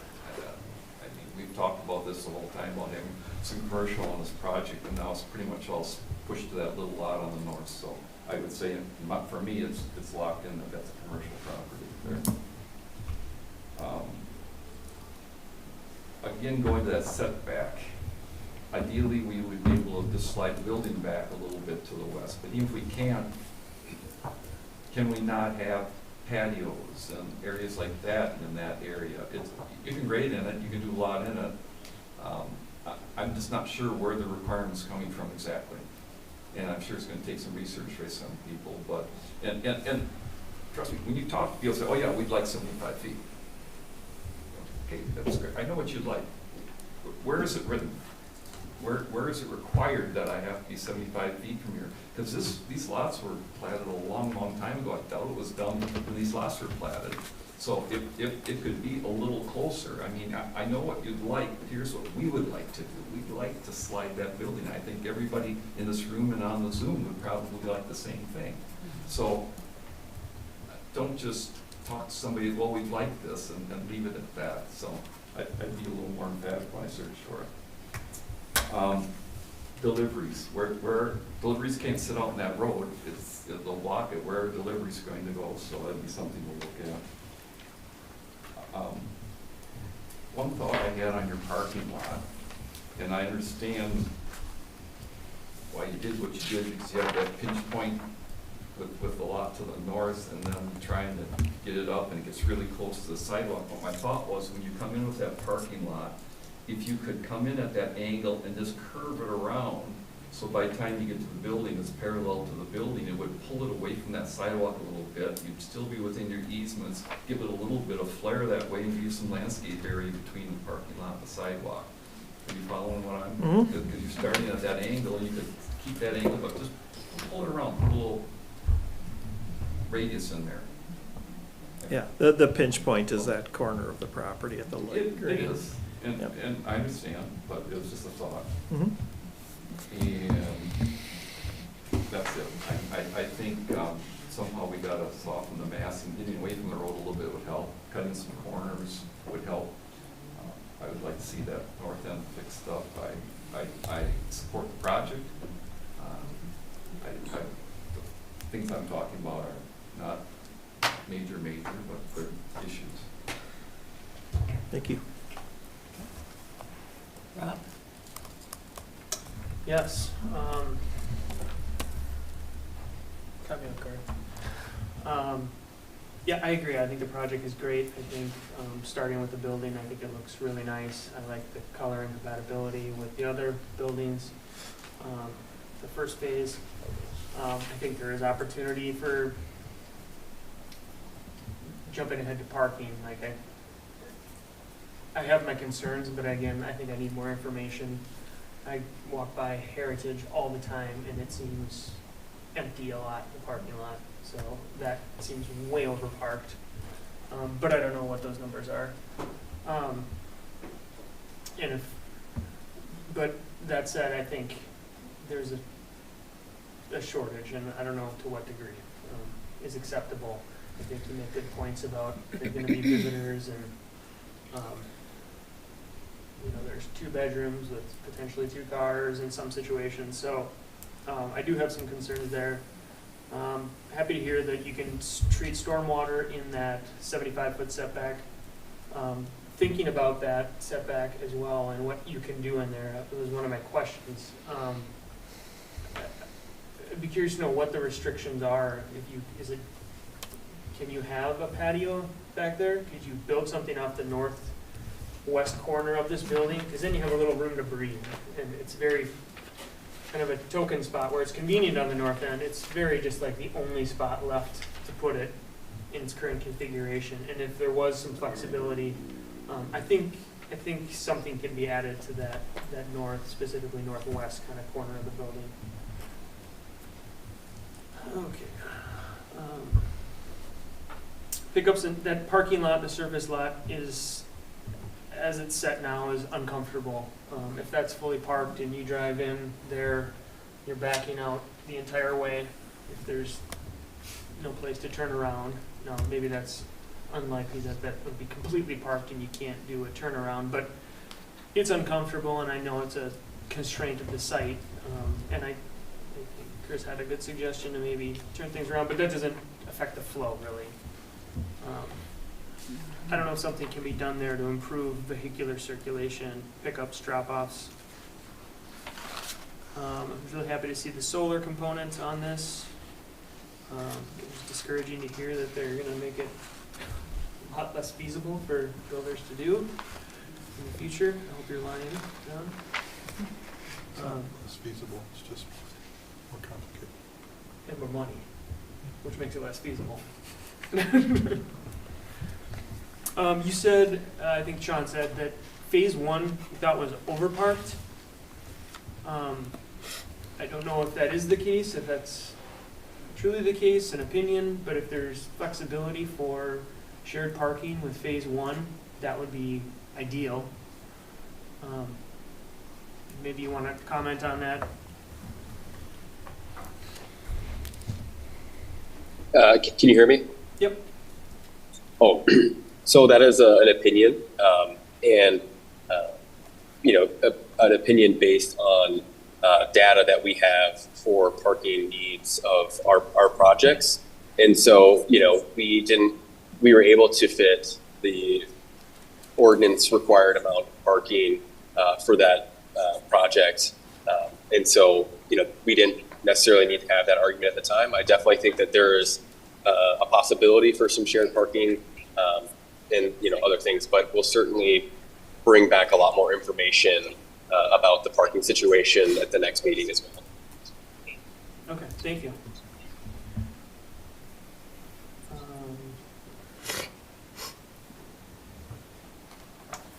The building being close to the road just seems like it's a victim of circumstance in this. I would love to push it west if you could. If you can't, it's a nice looking building, right up in your face. I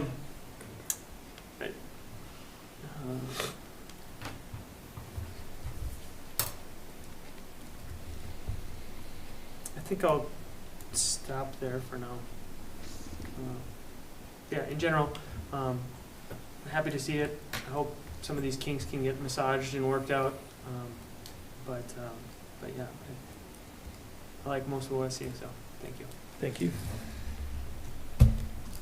Can I just, before I move over to this side, I was just gonna say, when we look at, since heritage has been mentioned as a reference point, one of the things we want to, obviously, what we're not talking about an assisted living component to this. This is an, active, they refer to as active 55 and above. So when we look at the parking and what Heritage did, obviously, I don't remember how many are apartments versus how many are assisted living. There's a lot of assisted living in that. Mm-hmm. Right. Yeah, there's quite a bit. Right, so we should probably look at that mix, because obviously, I think that does make a difference. And, I mean, I can say from personal experience and my own parents living in a active retirement community like this, not in a single building like this, but a whole complex. Certainly the parking was less, but that, that's an anecdote. That's anecdotal. So over here, Patrick. Thanks. Listening through everyone else's concerns, the only thing that I have to really add at this point is, besides agreeing with most of them, electric charging. There's only 2 planned electric charging stations on the property for vehicles. Did I read that correctly? At this point, that's all it's planned, yes. Okay. And is there plans to rough in more? There's always a potential. This is going to continue to conduits in the grow, ground for it, and 2 correct. seems a pretty small amount for, the 55-unit apartment building, 10 years from now. So it's just something to probably keep in mind and pay attention to. The ADA compliant situation, as commented on by staff, if there's a way to address that in some fashion and provide a little bit more space for folks that have mobility issues outside, that would be a plus. But otherwise, I just wanted to state that, it's a great project. We need more affordable housing in Monona, and sometimes there are some things that there are likely things that we need to look at, and in order to make that possible, we can't have necessarily everything that we might want. So that's all. Thank you. Mm-hmm. Brendan? I have no additional comments to add that haven't already been mentioned by other commissioners. I think it's a great project. I would love to see more development. Actually, I think that the existence of the prior project, I was concerned about its isolation. The addition of this project, I think, actually expands the sense of community in the area. So, I'm glad to see it happening. One more question, and it's actually for you, Nancy. Because, sorry. Yeah. Sorry. If you I guess I should just clarify my language. I'm glad to see it presented. We haven't approved anything. I'm just glad to see it presented and considered. That's it. The bus route. Yeah. That I'm trying to remember because we've talked about bus route so often. That's Yeah. going from on the route that's going to go through there and then go to Pier 37, or I can't remember. No, and actually, the bus is across the street, basically, at, I'm thinking, I'm blanking on the Menard. street. Cops. Yeah, Cops. Okay. Across the street at Cops, Okay. and then it goes up Femrite. They don't go all the way across Monona Drive, so it comes out of Park and Ride and it goes up Copse and then up Prim Right. Okay. I would just be curious how long it would take someone to go from there to Pier 37 via bus or, elsewhere, but I don't know the answer to that.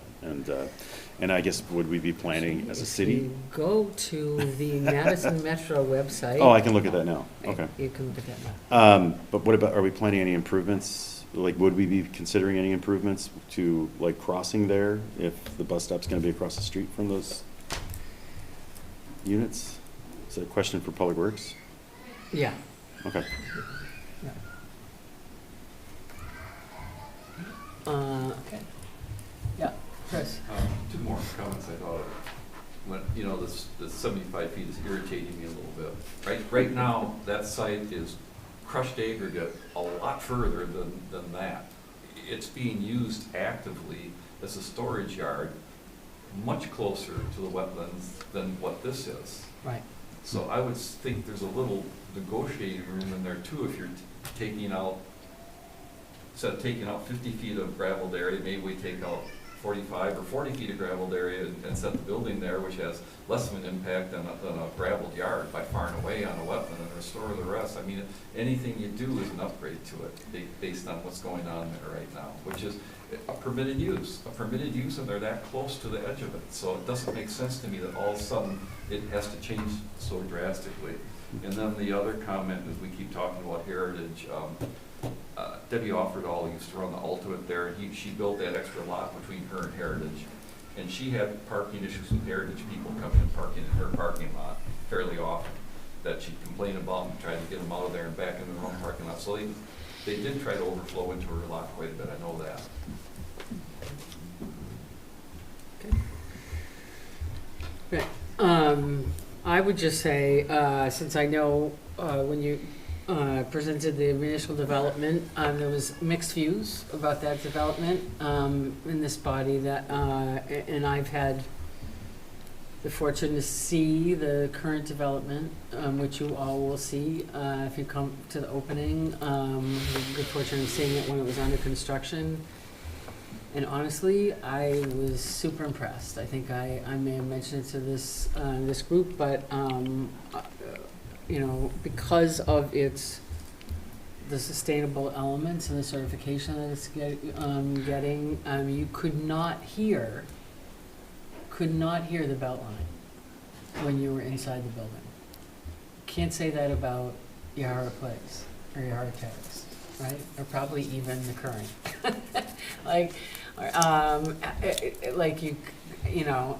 And you can see all three lakes, across, looking south. And, I just think the way the units, the mix of both the townhouses and the larger apartment building, I think the way it came out, I think it's something we're going to be really proud of, and I look forward to you guys being able to see it in February. As I said, it was under construction. I mean, there were some parts of it that still had 2x4s, so it wasn't a finished product, but I was impressed, and I, like the rest of you, I concur that this is a great addition to make it even more of a neighborhood. And I love the fact that this commercial proposed for along Broadway as part of this mix. So with that, unless people have other comments, my question to Bob and Sean are, do you feel like you've gotten sufficient feedback or consistent feedback that you know the direction that you need to go in, if you will? Yes, I feel good with the feedback, and I'm excited to come back. Any other questions for us, Sean or Bob? I just had one quick question on, the feedback for the location of the commercial building. Are people happy with the current site plan and how we have the building located on Broadway or nearby Broadway behind it? Yeah? I would say yes, it pretty much matches where the C-store or gas station is. They're set back from Broadway. Yeah. Yeah. I'm seeing a lot of head nodding, Yes, Sean. yes. Okay, Okay, thank you. I would say that I'm glad the commercial isn't inside the residential building, because I don't think it would work. Yeah. It would be Yeah, empty. I like that too. And I think, you know, I had a disabled person come up to me once and said, why do all the architects put commercial spaces in the first floor of our residential buildings? And I said, we don't. It's usually mandated by the city, right? Right. And they said, please stop, because we'd like to live on the first floor so that they can get in and out. And so I think being this close to the road isn't that necessarily a bad thing. Right. And that some of those units could actually spill out onto the sidewalk and make it easier for people that might be disabled to use the building, which would be a great thing. I think this could be a great case study for affordable housing. I mean, there's so much need in our community, Yeah. whether it's Monona or Madison. Yeah. And the quality, again, I'm going to go back. One of the hardest building typologies for an architect to design is affordable housing. The money's just not there. And I think the articulation of the facade, the in and out, the changing of materials, a strong base with masonry, I think this is an excellent design project. Great. Thank you. Thank you, Jeremy. Okay. Unless you have any more questions of us or anything that you feel like you need clarity on, I think you guys are done for tonight. And Sean, thank the governor for us since you snuck out from your event, will you? Yes, I definitely will, and certainly looking forward to seeing everybody either on the 5th or at the next meeting. No, thanks. Right now, no, in all seriousness, we appreciate you. I know it's been a long day. I appreciate you patching in tonight. And Bob, thank you for being here as well. Of course. Yeah. Okay. Thank you. That's why we keep him out all the time, so he's talking on the phone. Oh, yeah. He's on his way back from, I believe, the Woodruff area. Yeah. So he's on his phone, going in and out of areas with different. In the North Woods. That makes sense, yeah. Thank you. Thank you again. Okay, with that, we're going to move to number 7F, public hearing on a possible recommendation of the City Council for an ordinance amendment to Chapter 466 of the Monona Municipal Code of Ordinances regarding floodplain and shoreland wetland zoning, case number 2-004-2025. Thank you. So the request this evening before you is to update the floodplain ordinance. This is required in order to meet state and federal requirements for this, and in order for the city to maintain the National Flood Insurance Program NFIP eligibility for residents. The request here would repeal the existing ordinance, which I believe was most recently updated in 2016, and replace it with the proposed language. This language uses a model ordinance that was prepared by the Wisconsin DNR, meets all state and federal requirements. It includes the updated official maps, both the FIRM and the FIS, both referenced in there, as well as some other changes that I will run through as well. This ordinance has been reviewed by city staff and the city attorney, and no substantive changes were requested. One of the things that I wanted to point out here is that the model ordinance is, in order to maintain the NFIP eligibility, is the minimum standards, and these have been worked with the partner agencies. Any changes would need to effectively be stricter than this. This is the minimum. Any proposed changes to the ordinance in order to keep the eligibility would need to be stricter than that. So. The materials in the packet, I recognize, were quite difficult to work through, basically the nature of the repeal replace. So there were two sections to sort of included with this portion of the agenda. There is the proposed floodplain ordinance draft, which is the language, the model ordinance that was put forward. There's sort of a clean version of that, and that has the header on it with the document, with the page numbers. I did that so that was sort of readable, and you could really run through that. I also did include a compare document, which is less readable.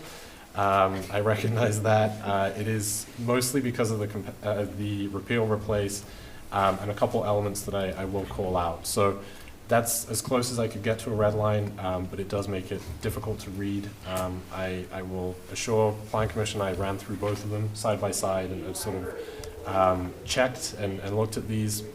And a couple things I just wanted to kind of pull out. So one of those is that our current ordinance in Chapter 466, which is where all of this is housed, also includes shoreland and wetland language as well. The proposed language does not. The recommendation for that would be, and this has been in consultation with all the different partners, and they're all aware of this, the suggestion at this point, and that would get to the recommendation ultimately that I'm seeking tonight, would be that the shoreland wetland remain as it is, that's in the current ordinance 466, that it would stay there and effectively be rehoused in a separate chapter or something like that, with the vision that that be updated at a later date. The reason for that is that that would keep floodplain and shoreline wetlands separate, in separate parts of the ordinance, and it would mean that we would not need to go through the FEMA process and the review process in order for shoreline wetland to be adjusted and to be changed. So there's sort of a review authority reasoning there, that is recommended to sort of be as it is. So if you were looking at the compare document, one of the biggest sort of strike-throughs was the shoreline wetland. So the recommendation there right now is that that remain, that we sort of keep that as it is. I have templates that were shared with me this Saturday, just a couple days ago from the DNR, templates that they would recommend that we look to work through that at sort of a later date. The other sort of timeline that you will see in the staff memo here is just the tight timeline that we do have for this to retain that eligibility. So the sort of the goal from the staff perspective right now is that the floodplain ordinance, that we adopt the new maps, that we sort of take that new language forward, retain that NFIP eligibility for the residents, and that we sort of address the shoreline wetland elements, sort of following on. And it is deemed to sort of be best practice that we separate those out now, so that if you are looking and you sort of pull that section of the ordinance, you know whether it's floodplain or whether it's shoreline wetland. And then the other elements, and again, this is unfortunate to sort of include this so late. I was notified today that the Mendota Lock and Dam, the dam failure analysis that's also referenced in here, the recommendation is that that not be adopted at this point. The City of Madison is going through this right now as well. Of course, it's Mendota Lock that impacts both City of Madison as well as City of Monona. They would like for greater map availability for that, so the current recommendation is that not be included, and that again, that would be sort of ordinance change process at a later date. There's some of the boundaries right now are not as sort of easily definable as they would like, so the recommendation is that that be struck. And again, I apologize for the late notice on that, but it was really coming through to me at sort of this timing as well. So the request this evening is that the model ordinance, the model floodplain ordinance, be considered. I'm seeking a recommendation to the City Council for that, and that would certainly the deviation there, and as part of any potential recommendation, would be that the shoreline wetland remain in place and sort of be rehoused, working with the city attorney, and the Tenney Dam dam failure analysis that was previously proposed not be included. So again, I'm certainly happy to answer any questions, but this is really sort of the minimum that was put forward by us to us, by our state and federal partners, and that's sort of the recommendation to take forward. Yeah, let me just jump in, because as you might imagine, Doug and I spent quite a bit of time talking about this. Because I certainly looked at all the red line and went, holy fuck, it's, and, the reality is we don't have a choice. I mean, we can't leave our residents without floodplain insurance. And we're on a tight line, and we're on a very tight timeline, and we didn't have anything to do with the timeline either. I mean, it's not like we've been sitting on this for months, or that we've been arguing it for months. And as Doug said, if anything, I mean, this is like the minimum, that FEMA's looking at, and So, I just don't think we have a choice, really in the matter, and would urge this body to recommend approval of the city council.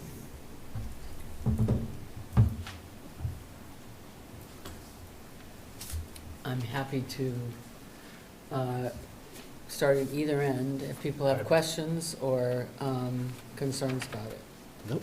I recommend approval. I'm in agreement with Doug's describing. I don't see any issue.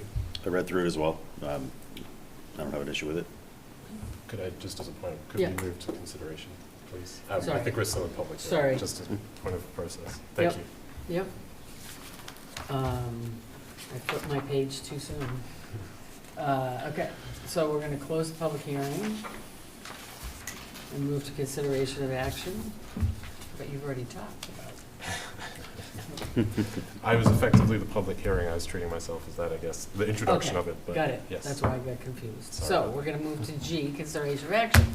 And a possible recommendation of city council for the ordinance amendment to chapter 466 of the Monona Municipal Code of Ordinances regarding floodplain and shoreline wetland zoning, case number 2-004-2025. Apologize for the confusion. But go ahead. Yeah, Again. I'm in agreement. Okay. Same. Yeah, I don't have. John? I have a couple of questions. Yeah. One is, and it refers to the things you just mentioned, the shoreline wetland Mhm. not being included, and then the dam failure analysis not being done until later. Yes. Does that impact the National Flood Insurance Program eligibility for residents? Not having that stuff and separating the two? No, that's actually the preference of Okay. kind of the state federal side at this point. All right, thanks. And then page 10, this is just a question for curiosity, but do we have any public or private campgrounds in Monona? I'm just curious. I don't know of any, but I'm not, Not that I'm aware of. Again, it's very much boilerplate. Okay, all San right. Damiano. Careful, careful. All right, thank you. That's all I have. Yeah. Susan? No, I didn't have anything either. I guess I'm a little confused about the shoreline wetland that you talked about. I thought we were gonna approve it but rehouse it, or what? So, say that. certainly. So the current request, sort of running the proposal, if we were to proceed with the template as put forward, does not have replacement language for that, for shoreline wetlands. So let's say it was a true repeal replace, that would just be lost effectively. Right, okay, So right. the request right now, as it's currently written in 466, there are subsections that have sort of shoreline wetland. The city attorney's language is that it would be clunky, but there's a way that we can kind of pull those out, rehouse them, or move floodplain to a different chapter, or one of the two, separate them out, using the existing language for shoreline wetland effectively, so that sort of remain in place. We do have draft model ordinances that came through very late, that we've not had a chance to kind of run through yet. So the request would be we run with those, or keep those as they are effectively for now, pulling them out from the existing ordinance with the intention that, short to medium term, we're updating those as well. Okay, that makes sense. Yeah, and then I guess the other thing would just be if you give us language for how to do a motion to do that. Certainly. That'd be Thanks. great. That's all. And this would be a recommendation of council, correct? Correct. Yes. Yeah. Okay. Cory? It seems more efficient. Yeah. No problem with it. Chris? First, I'd like to thank the public for coming out on this issue, because it's nice to see interest from the community. So if I have this right, what you're asking to have passed tonight is a minimum, and we can't do a dang thing about it if we want to have FEMA or have federal flood insurance for homeowners. This would be the minimum. The bar could be set higher, but it could not be lower. Would be the minimum, or is? Because when I read it before, it said this is suggested language that's been drafted by the DNR. We can put forward language, but it would have to go through the entire review process. So it's not necessarily, it's just, if you agree with your local state DNR, but it'll go through, and if not, you have to suggest something. It's not necessarily a minimum, it's just the minimum that you know will pass. You could say that, yes. Okay. How many structures do we have in the floodplain? Within the floodplain, In Winona? it's, I don't have enough, I wouldn't want to say a number off the top of Because my that's important, because this has a lot of restrictions for any structures in the floodplain. Mhm. And basically, it says you can't do anything, you can maintain it, but that's it. And I know there's homes that are, I mean, where's the floodplain compared to ordinary high water? A couple feet difference. Which way? It is, floodplain is higher. Higher than ordinary Yes. high water? Yes. Oh, then we have a lot of structures. We have a lot of structures then in Winona that are in the floodplain. So the floodplain is 847.7. What's ordinary high water? I should know that, I don't recall. I was thinking 845, but And there's a lot, I mean, I've got a couple neighbors and they supposedly couldn't build their houses. They can't fix them. They can't do anything about them. so certainly we have, I'm aware of a lot of portions of properties, especially Belle Isle, you know, with the mapping and such, that we will have instances where a lot of backyards, for example, will extend. But typically, in terms of the number of properties within, it's much less. Homes, you know, existing homes. Are you sure about that? I'm gonna text somebody that might know, ordinary high water. Yeah, I was looking for maps and I couldn't, they weren't Yeah. real readable to me. I agree. It's nice when we have something like this to have the maps with it, Right. because it talks about the attached maps, and we don't even have maps to look at. I understand, absolutely, and I do not have the digital copies of those maps yet. We do have, the most recent maps that we have are on the city website in the 2009 Right. data. And they were hard to read. I mean, it was hard to figure out Yes. which was floodplain, which was, I thought, anyway, yeah. 45. So how do we get to a point where we have to pass it tonight, we don't have plans, we're not sure about what we're passing, and we don't know how many structures we have in there or how it affects our residents? The language, and one of the things that I did do when, as I was sort of comparing the two, was looking at the categorization, looking at the, you know, the differences per se. The maps, you know, that is sort of the impetus for this. Really, the update for the new maps that are coming out that are referenced in the model ordinance, and really the sort of NFIP is the driver as well. You know, the eligibility for that. And I would say certainly as the administrator of this ordinance, when we do look at this, when we have site surveys, when we have, you know, spot elevations coming through, it is, I have come across probably 2 or 3 that have come through the development process that have said, we want to build and we're within the flood storage district, or we're running into challenges or something like that. It has been very few. We've had quite a few more that may have, you know,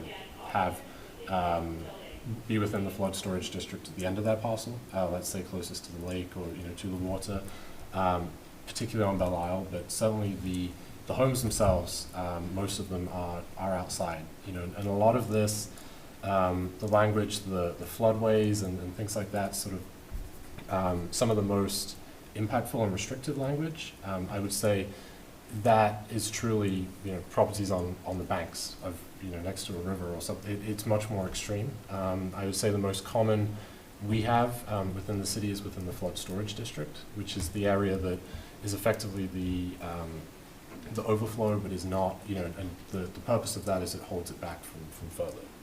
And so that is the most common district that I use, and that language was really looking to stay the same, and, you know, one versus the other. What did you say the elevation is, 897 847.7. 847.7? Yes. Do you recall what the floods were in, a couple of years ago? 2018. Yeah. I believe it was above 848. Yeah, because that's why I know two of my neighbors, water was in their house. And those are pretty new homes. Mhm. And I would say half boat houses, water was in them. So I'm just wondering how, what we tell our residents, how this affects it.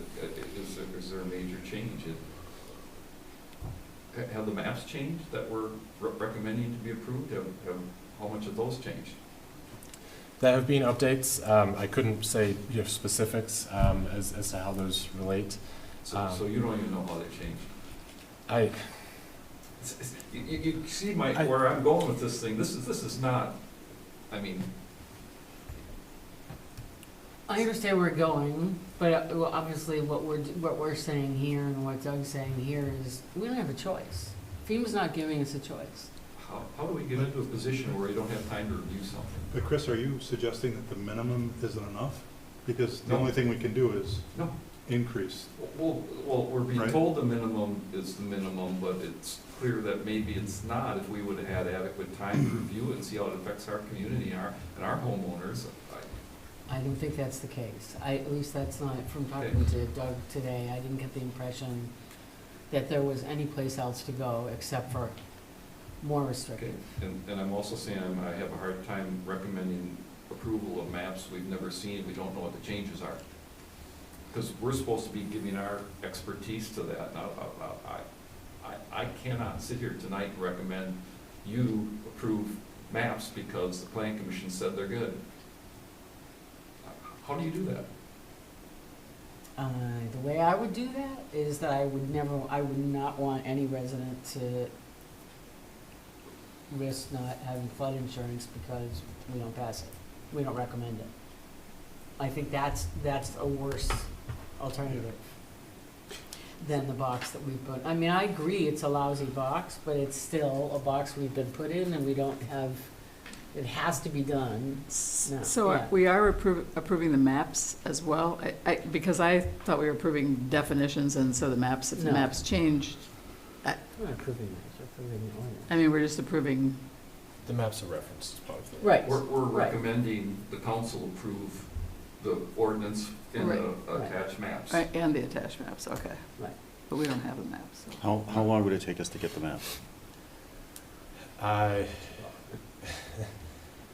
can put the request in. Like before the next council meeting, you think? I would make sure. I have this as far as the timing. I have this scheduled for 2 reads at council. The first read, second read, and I would do my best. Certainly before the first, and absolutely before the second. So Doug, you don't have the maps? I do not have them electronically to share. You have them physically? I do. Yes. One copy? Yes. Are they big, or are they 11 by 17, or are they? 11 by 17. How many sheets, do you know? Quite a few. Yeah, it's huge area. So your first sentence in the memo does say that we need to update it to include required elements mandated, so I guess the question again, I assumed when I read this that these changes then were mandated, but then I thought I heard you say something about maybe some of our suggested changes to fit the criteria, or what? So I was in contact with the DNR. They Right. reached out based on FEMA Okay. needs to update for the maps. Right. They had made the offer that there can either be a model ordinance prepared or we can prepare one that meets Right, their okay, got standards. it, yeah. What you have before you tonight is the model ordinance that Right, they I see. recommended with no Got it, changes. Got it, okay. Certainly in speaking with the city attorney, that is his typical process for this as well, but the review process to wordsmith and to craft moving forward would be extensive to go through that Right, process. sure. And so that was his recommendation as well, was absolutely to proceed with this. Okay, yeah, thanks, I just had momentary confusion about what was required, yeah, got it. Can you explain the timeframing, the deadline with all of this? Absolutely. So one of the challenges was we had to notice for the public hearing. So that is this evening. So that had to be completed. This is the public hearing? Yes. Well, it's a good thing they showed up. The Class 2 was placed in the newspaper as is required for standard ordinance updates, for changes, for repeals. So that took place this evening. There were sort of milestones, deadlines that had to be hit. So this Plan Commission meeting is sort of integral for the next steps to take place. The final date, I believe, plus or minus, but I believe is March 3rd for adoption of the ordinance, which would include obviously City Council action, but also the posting in the paper and sort of taking effect, which would align with the effective dates of the maps that are referenced in here, which I believe are April 9th, effective of 2025 for the maps. So they were sort of the dates that I was working from, moving backwards from. And so that was really the reason for this.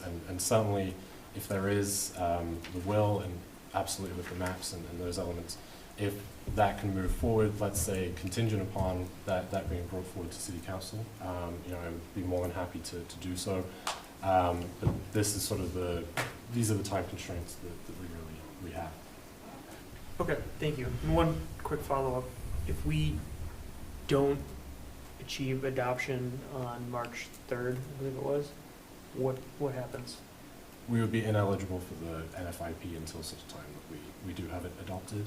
But I don't believe, I'm not sure if that could be 2 weeks later, if there's a gap, how that necessarily. That was kind of my question, okay. And I wanted to add, I agree wholeheartedly with separating shoreline zoning, because that's us, then it's under our control. We're now have somebody telling us this is mandated by us. So I think getting it away from anything that's mandated is absolutely a positive thing for Monona. And I would recommend that our council members maybe get a little more information, know how many homes are how many structures are in this, how they're affected, and things like that. It'd just be nice to know. You'll have questions. We won't get questions. You will. Right.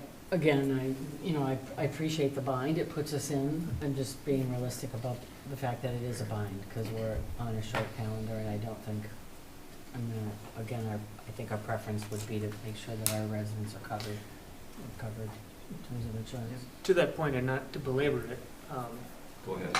is that going to change anything?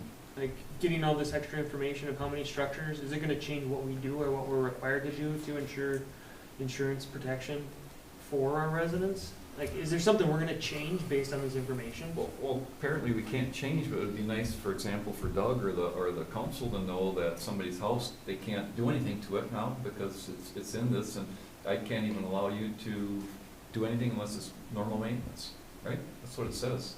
I read through it. That's all it's allowed.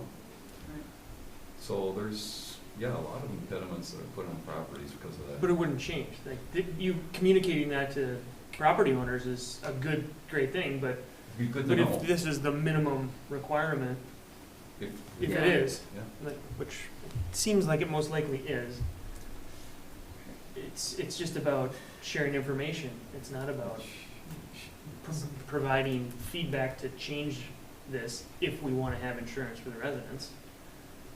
The minimum insurance. The minimum. Right. I guess would somebody ever want more than that in a public, setting? Tonight, your point. That's my only question is, would somebody come forward and say, that's not enough? Right. And that was certainly a consideration on staff's part. Is there is the consideration as you think about an ordinance change. What impact may it have? Non-conformity, those kind of things. Let's say we change setbacks, for example. That kind of thing. So that is sort of a consideration that, of course, we could make it a foot higher, or base flood elevation plus, but that would absolutely have further impacts.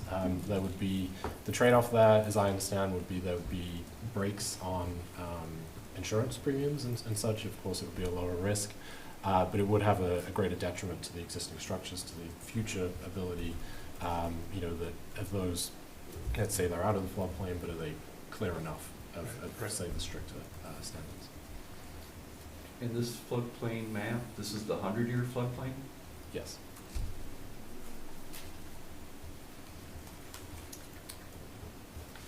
So, I'm looking for a motion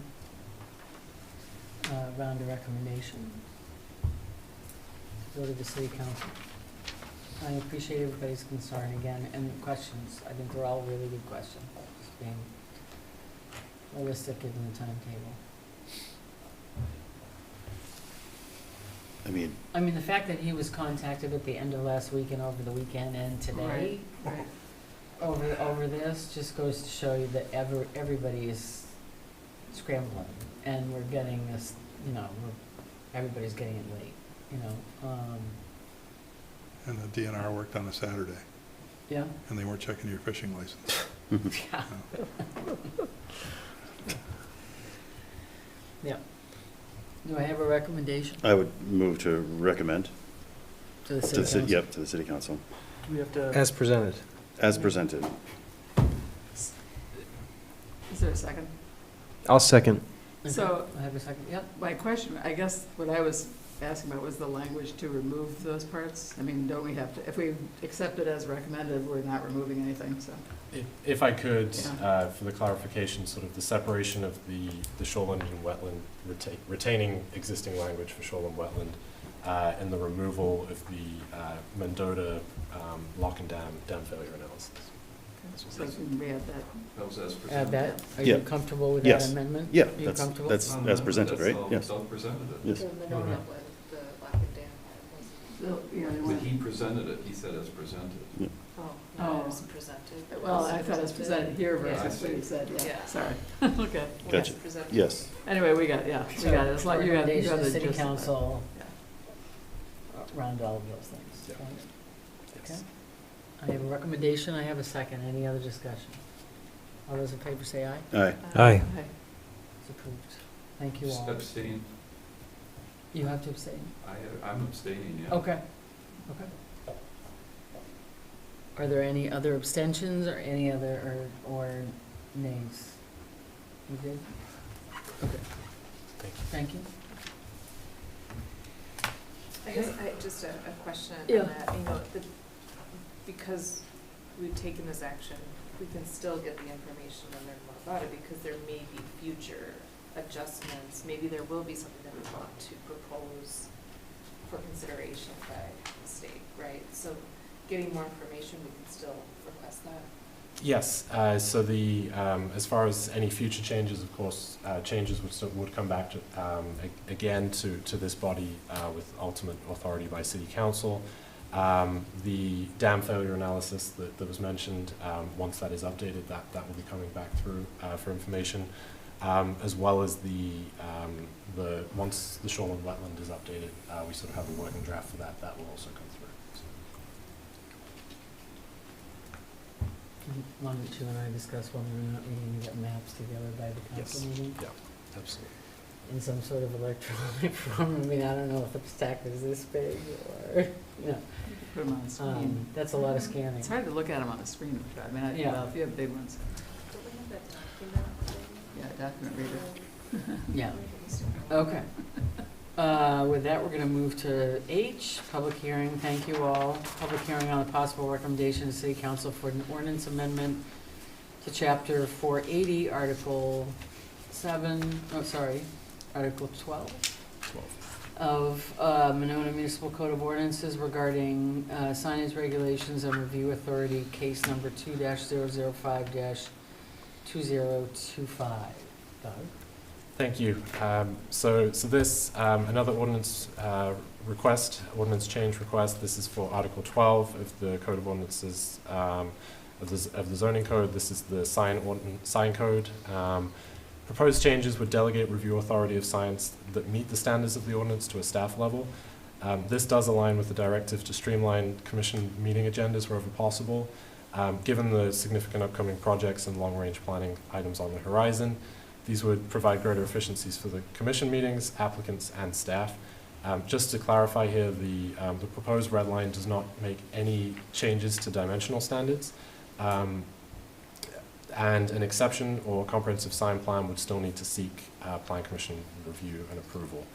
So the request here would be that the delegation of review authority goes from Planning Commission to staff level that meets those standards for the following sign types, and that would be the freestanding sign category, the sign setbacks, location, and landscaping, on-building, order board, on-site directional, on-site warning, on-site directional, and institutional information. Other changes that were included within the red line, it clarified that any signs not meeting those standards and seeking an exception must apply to the Planning Commission, and again further clarified comprehensive sign plans also to be reviewed by the Planning Commission.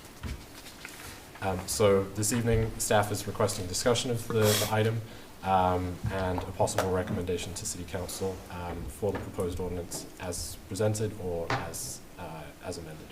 Thank you. Thank you. We'll close the public hearing and go to consideration of action on possible recommendation to the City Council for an ordinance amendments chapter for Article 12 of the Monona Municipal Code of Ordinances regarding signage regulations and review authority, case number 2-005-2025.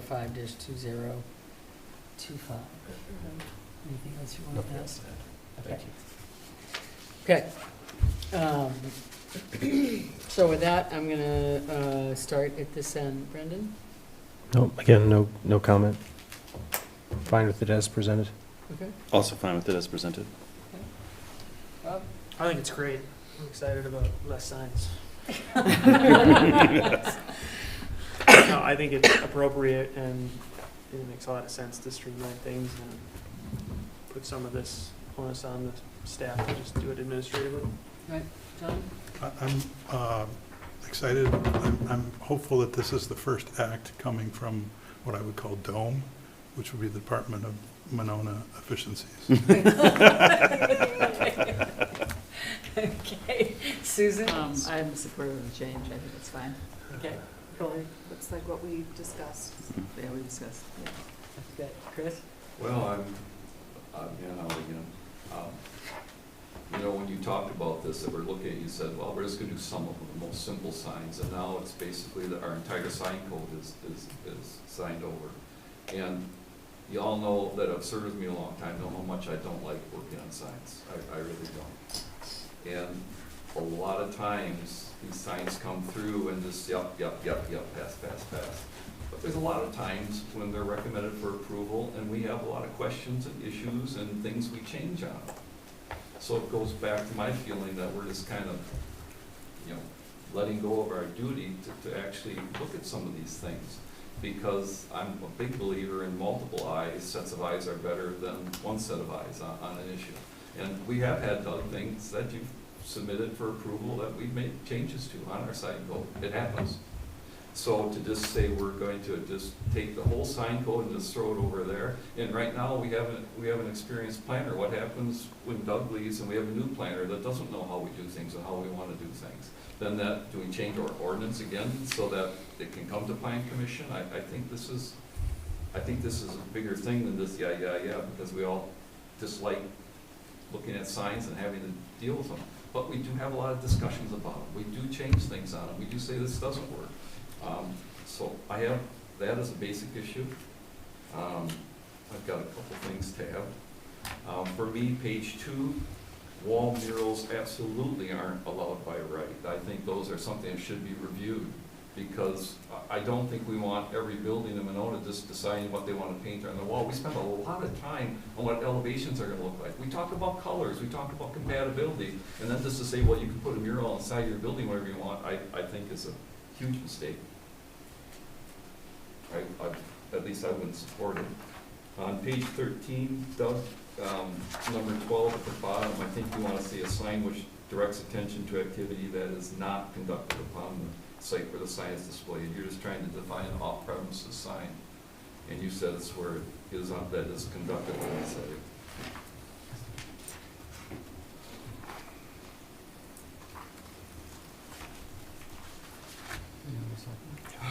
Okay. 20 just switches from commission to administrator. This one's again for the zoning administrator.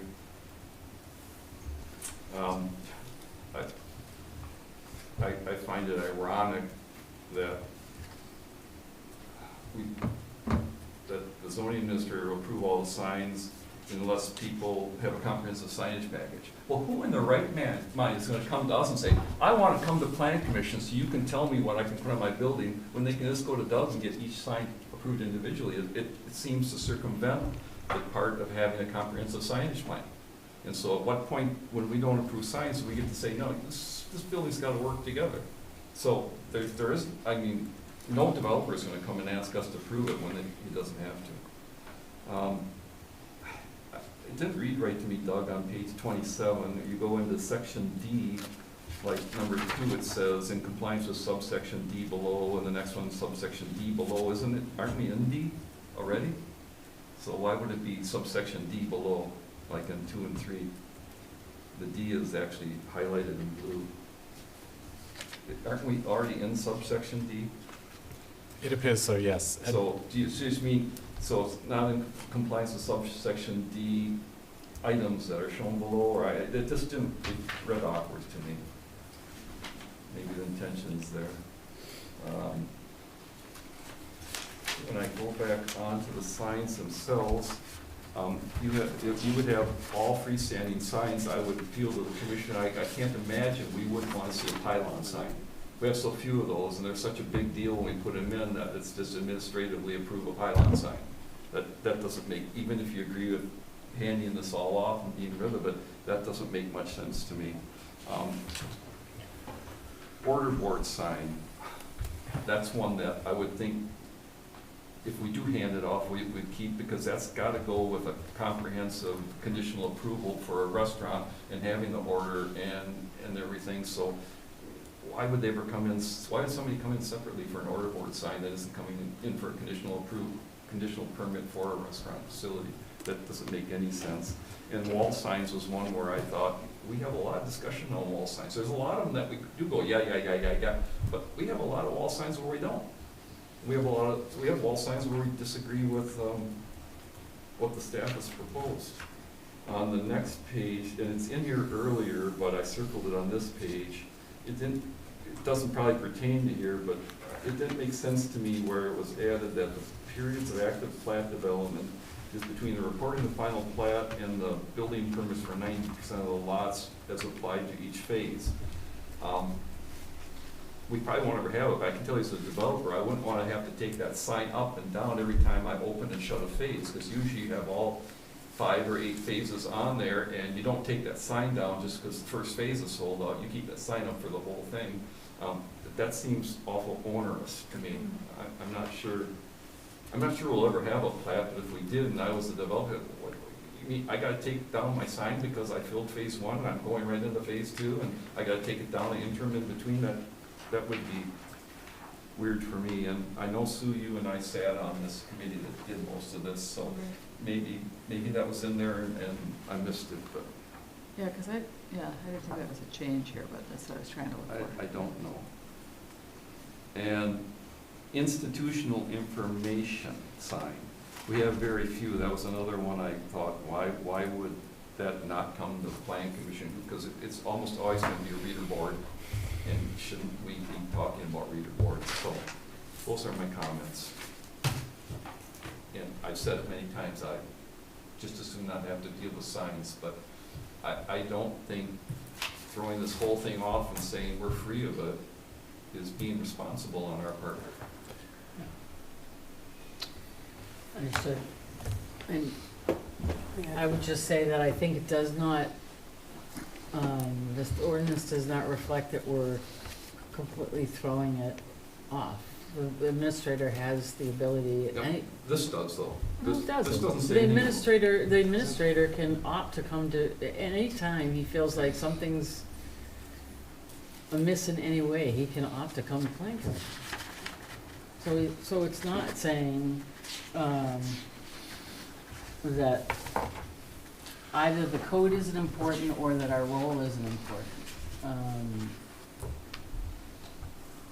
And certainly with a new person, if it was a new person, I'm sure that the city's expectation would be that the new person wouldn't necessarily, would probably err on the side of coming to the commission as well.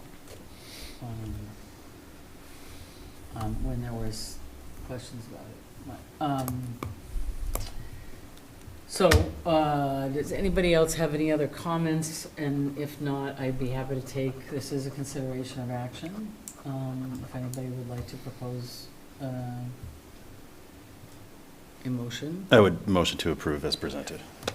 I was second. And I have a second from Brendan. Any other discussion? Does our ordinance, the thing that, I appreciated your comments, but the question I have, based on what you said, is I wouldn't consider a mural a sign. Does our ordinance consider a mural a sign? My read of the ordinance is that it is effectively excluded, is not included in the tables with dimensional standards and such. So all murals would have to come forward to the plan commission for approval, is that correct? It's muddy, It's what? muddy. Muddy? It should be clarified. We approve sods, we approve colors, we approve materials, so Yeah. my opinion, it should. But Yeah, I mean, currently it hasn't, because we had that project where murals were painted on various No, it buildings. came, the Did they? project? No, it did not. No, It Which did one are not. you talking about? I'm talking about the business. project. Street art that was where painted on the businesses sides of a lot of painted. buildings. We've had businesses come forward that wanted murals on the side of their buildings that we felt did not meet the sign code because it was something that was directly like, if it was a car that was painted on the side of, or a bowl of spaghetti that was painted on the side of Fraboni's, that was too close to, as to fictitious examples. But as it relates to the artistic murals that went on the side of all the buildings up and down Monona Drive and some on Broadway, that never went through the city at all. It didn't, at least one of And them I appears to be struggled with assigned that to at the me, yeah. time, because Right. I felt like, It's not right. it is. Well- And because, so I do think that there needs to be some clarity there.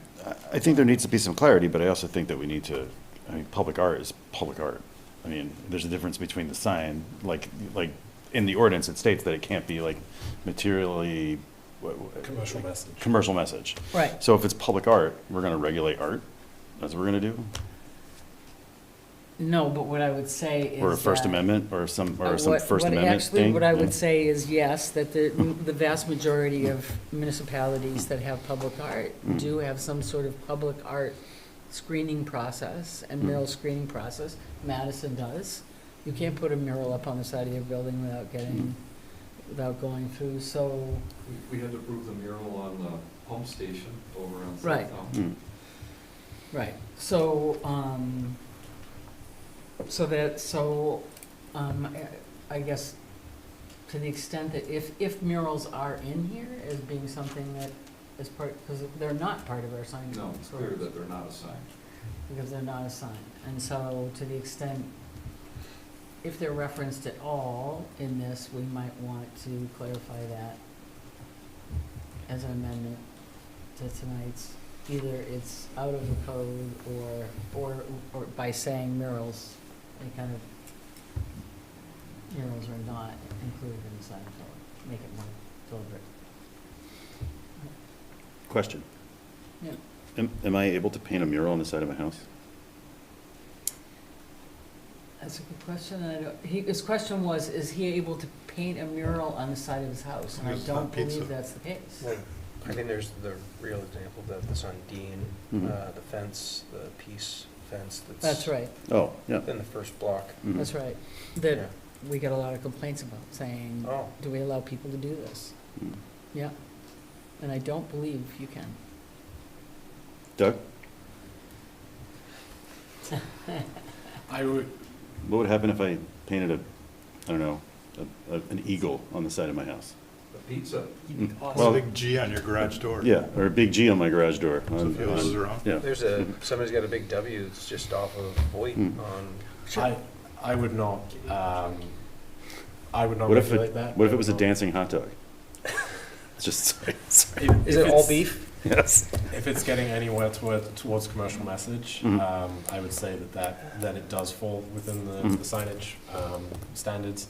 I think we also have, I believe, Peace and Good Order, there's sort of graffiti and the tagging and things sort of Mhm. completely the other end. But truly an expression or a choice, paint colors or something, I would say would as my read would not be And it regulated. would be the same thing on the side of a business? As long as there's no commercial message. I mean, that was ultimately, when the Monona Drive, the murals came through, that was the direction. The city did stay away from sort of, it would be impossible, I think, with the artist to sort of approve the design concept. It was really the commercial message, and the guidance was that it be, PG effectively, that it be, and they were the standards that were given at that time. And I believe that was 2020 that they went to. We I think did there's a obviously business- the whole issue of freedom of speech, right? Yes. Right, well. And it's one thing if you put a gym in your garage, it's another thing if you put a swastika on the garage. But one could argue that with freedom of speech. I mean, we had those sign ordinances fairly recently that, Right. where the recent court decisions are, you can't control the language that's on a sign, basically. I That's mean, right. So there's not a lot to say about signs, but I was gonna say there was a business that came to us that wanted to paint the name of their store on the sign, and we as kind of a mural, we didn't allow that because it was a sign. That's right. Because they were gonna print the name. That's right, because it was But if they commercial. just wanted to do an artistic one, we had said they could do that, and they didn't do that. Now, there is also one that did it during that festival where they were painted, where they did include the name, and nothing's ever happened about that, so I don't know how that works. Once it's done, ask forgiveness, I don't know. Well, and the It's still content is an there, so. issue. Because we had that sign on the Ahara River, on that property with the F Biden thing that people kept calling and saying that it was offensive, and we're like, well, it's freedom of speech, I think we're getting a little Yeah, Yep. off topic here. right, so, What I was gonna say is, I felt that the edits that you put forward in this packet were consistent with what I felt that we had discussed as a commission, so I wasn't surprised to see this.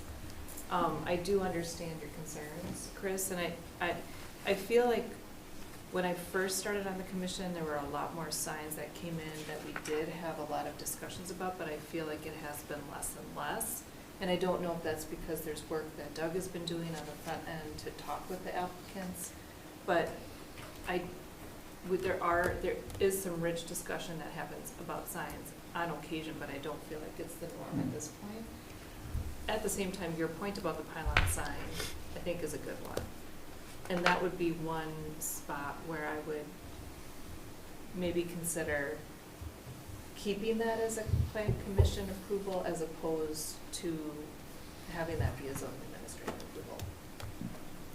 So one I think we amendment have to a the motion motion on would the be meeting, to include pylon signs for plan commission review. okay, so are you making that are you Yes, offering a that as an friendly amendment? Yes. So we have a motion on the floor. I would consider that a friendly amendment. You made the first Mhm. motion. Yeah. and And you I made made the second. Okay, and you Yeah, I okay would with that second it. friendly amendment? Mhm. Okay, so we have one amendment on the floor. Any other discussion? Okay. All those in favor say aye.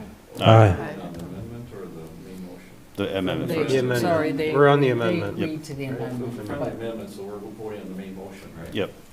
oh, okay, yeah, so on the main motion, all those in favor say aye. Aye. Aye. Opposed? Nay. Okay, motion carries. That takes us to number 8, commission's reports of staff and commission members. Staff reports. Thank you. As mentioned earlier, just economic development update, the city council did approve the development agreement for the Topgolf proposal over on, just off of West Broadway. They approved that this past Monday, January 6th. If I may, just run through the agenda items. Upcoming plan commission items for the February 10th meeting, we do have a couple zoning permits that are coming through, as well as a first read on a rezoning, and that would be for the East Side Club from its current multifamily zoning. So that would be sort of the pre-hearing first, pre-hearing for that consideration.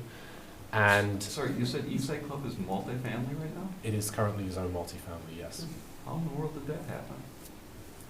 The future land use, I believe, has commercial, existing as well, acknowledges the underlying use, but it is zoned multifamily currently, yes. So we redid all those maps not, I guess it was a while ago.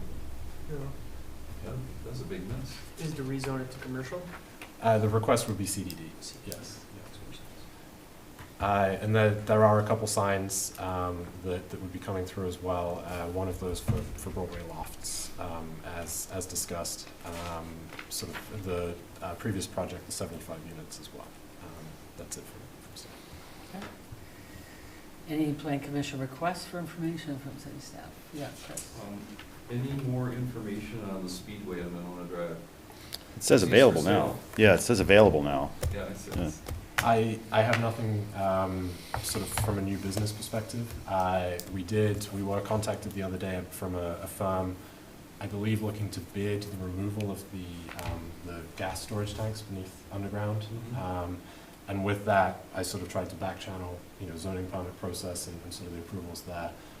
They sort of responded they were a sub, but that they would pass that along. So I do not have anything concrete at this point, just trying to get a hold of them, so at least let them know the process. When you do talk to them, I doubt they remember or know, but on the far south end of their site, there's an underground detention area. That was rebuilt before Monona Drive was redone, when our storm sewer was all overflowing, and we required anybody that was doing anything to keep their water in their sites. There was a big hole full of clear stone on the south end of their property. So when they're looking at mudding around there and doing anything, I doubt they know it's there. Thank you. And then my other question was McDonald's, is there anybody looking at that property on Southtown? Correct. Nothing at this point. Certainly informal discussions, just trying to sort of understand the situation. And there were some maintenance concerns early on with that, with landscaping and such, but they're generally under control. It's sort of boarded up, but it's kept in decent shape. But nothing at this point. Typically, these are pretty difficult to reuse, repurpose, sort of after that use is out.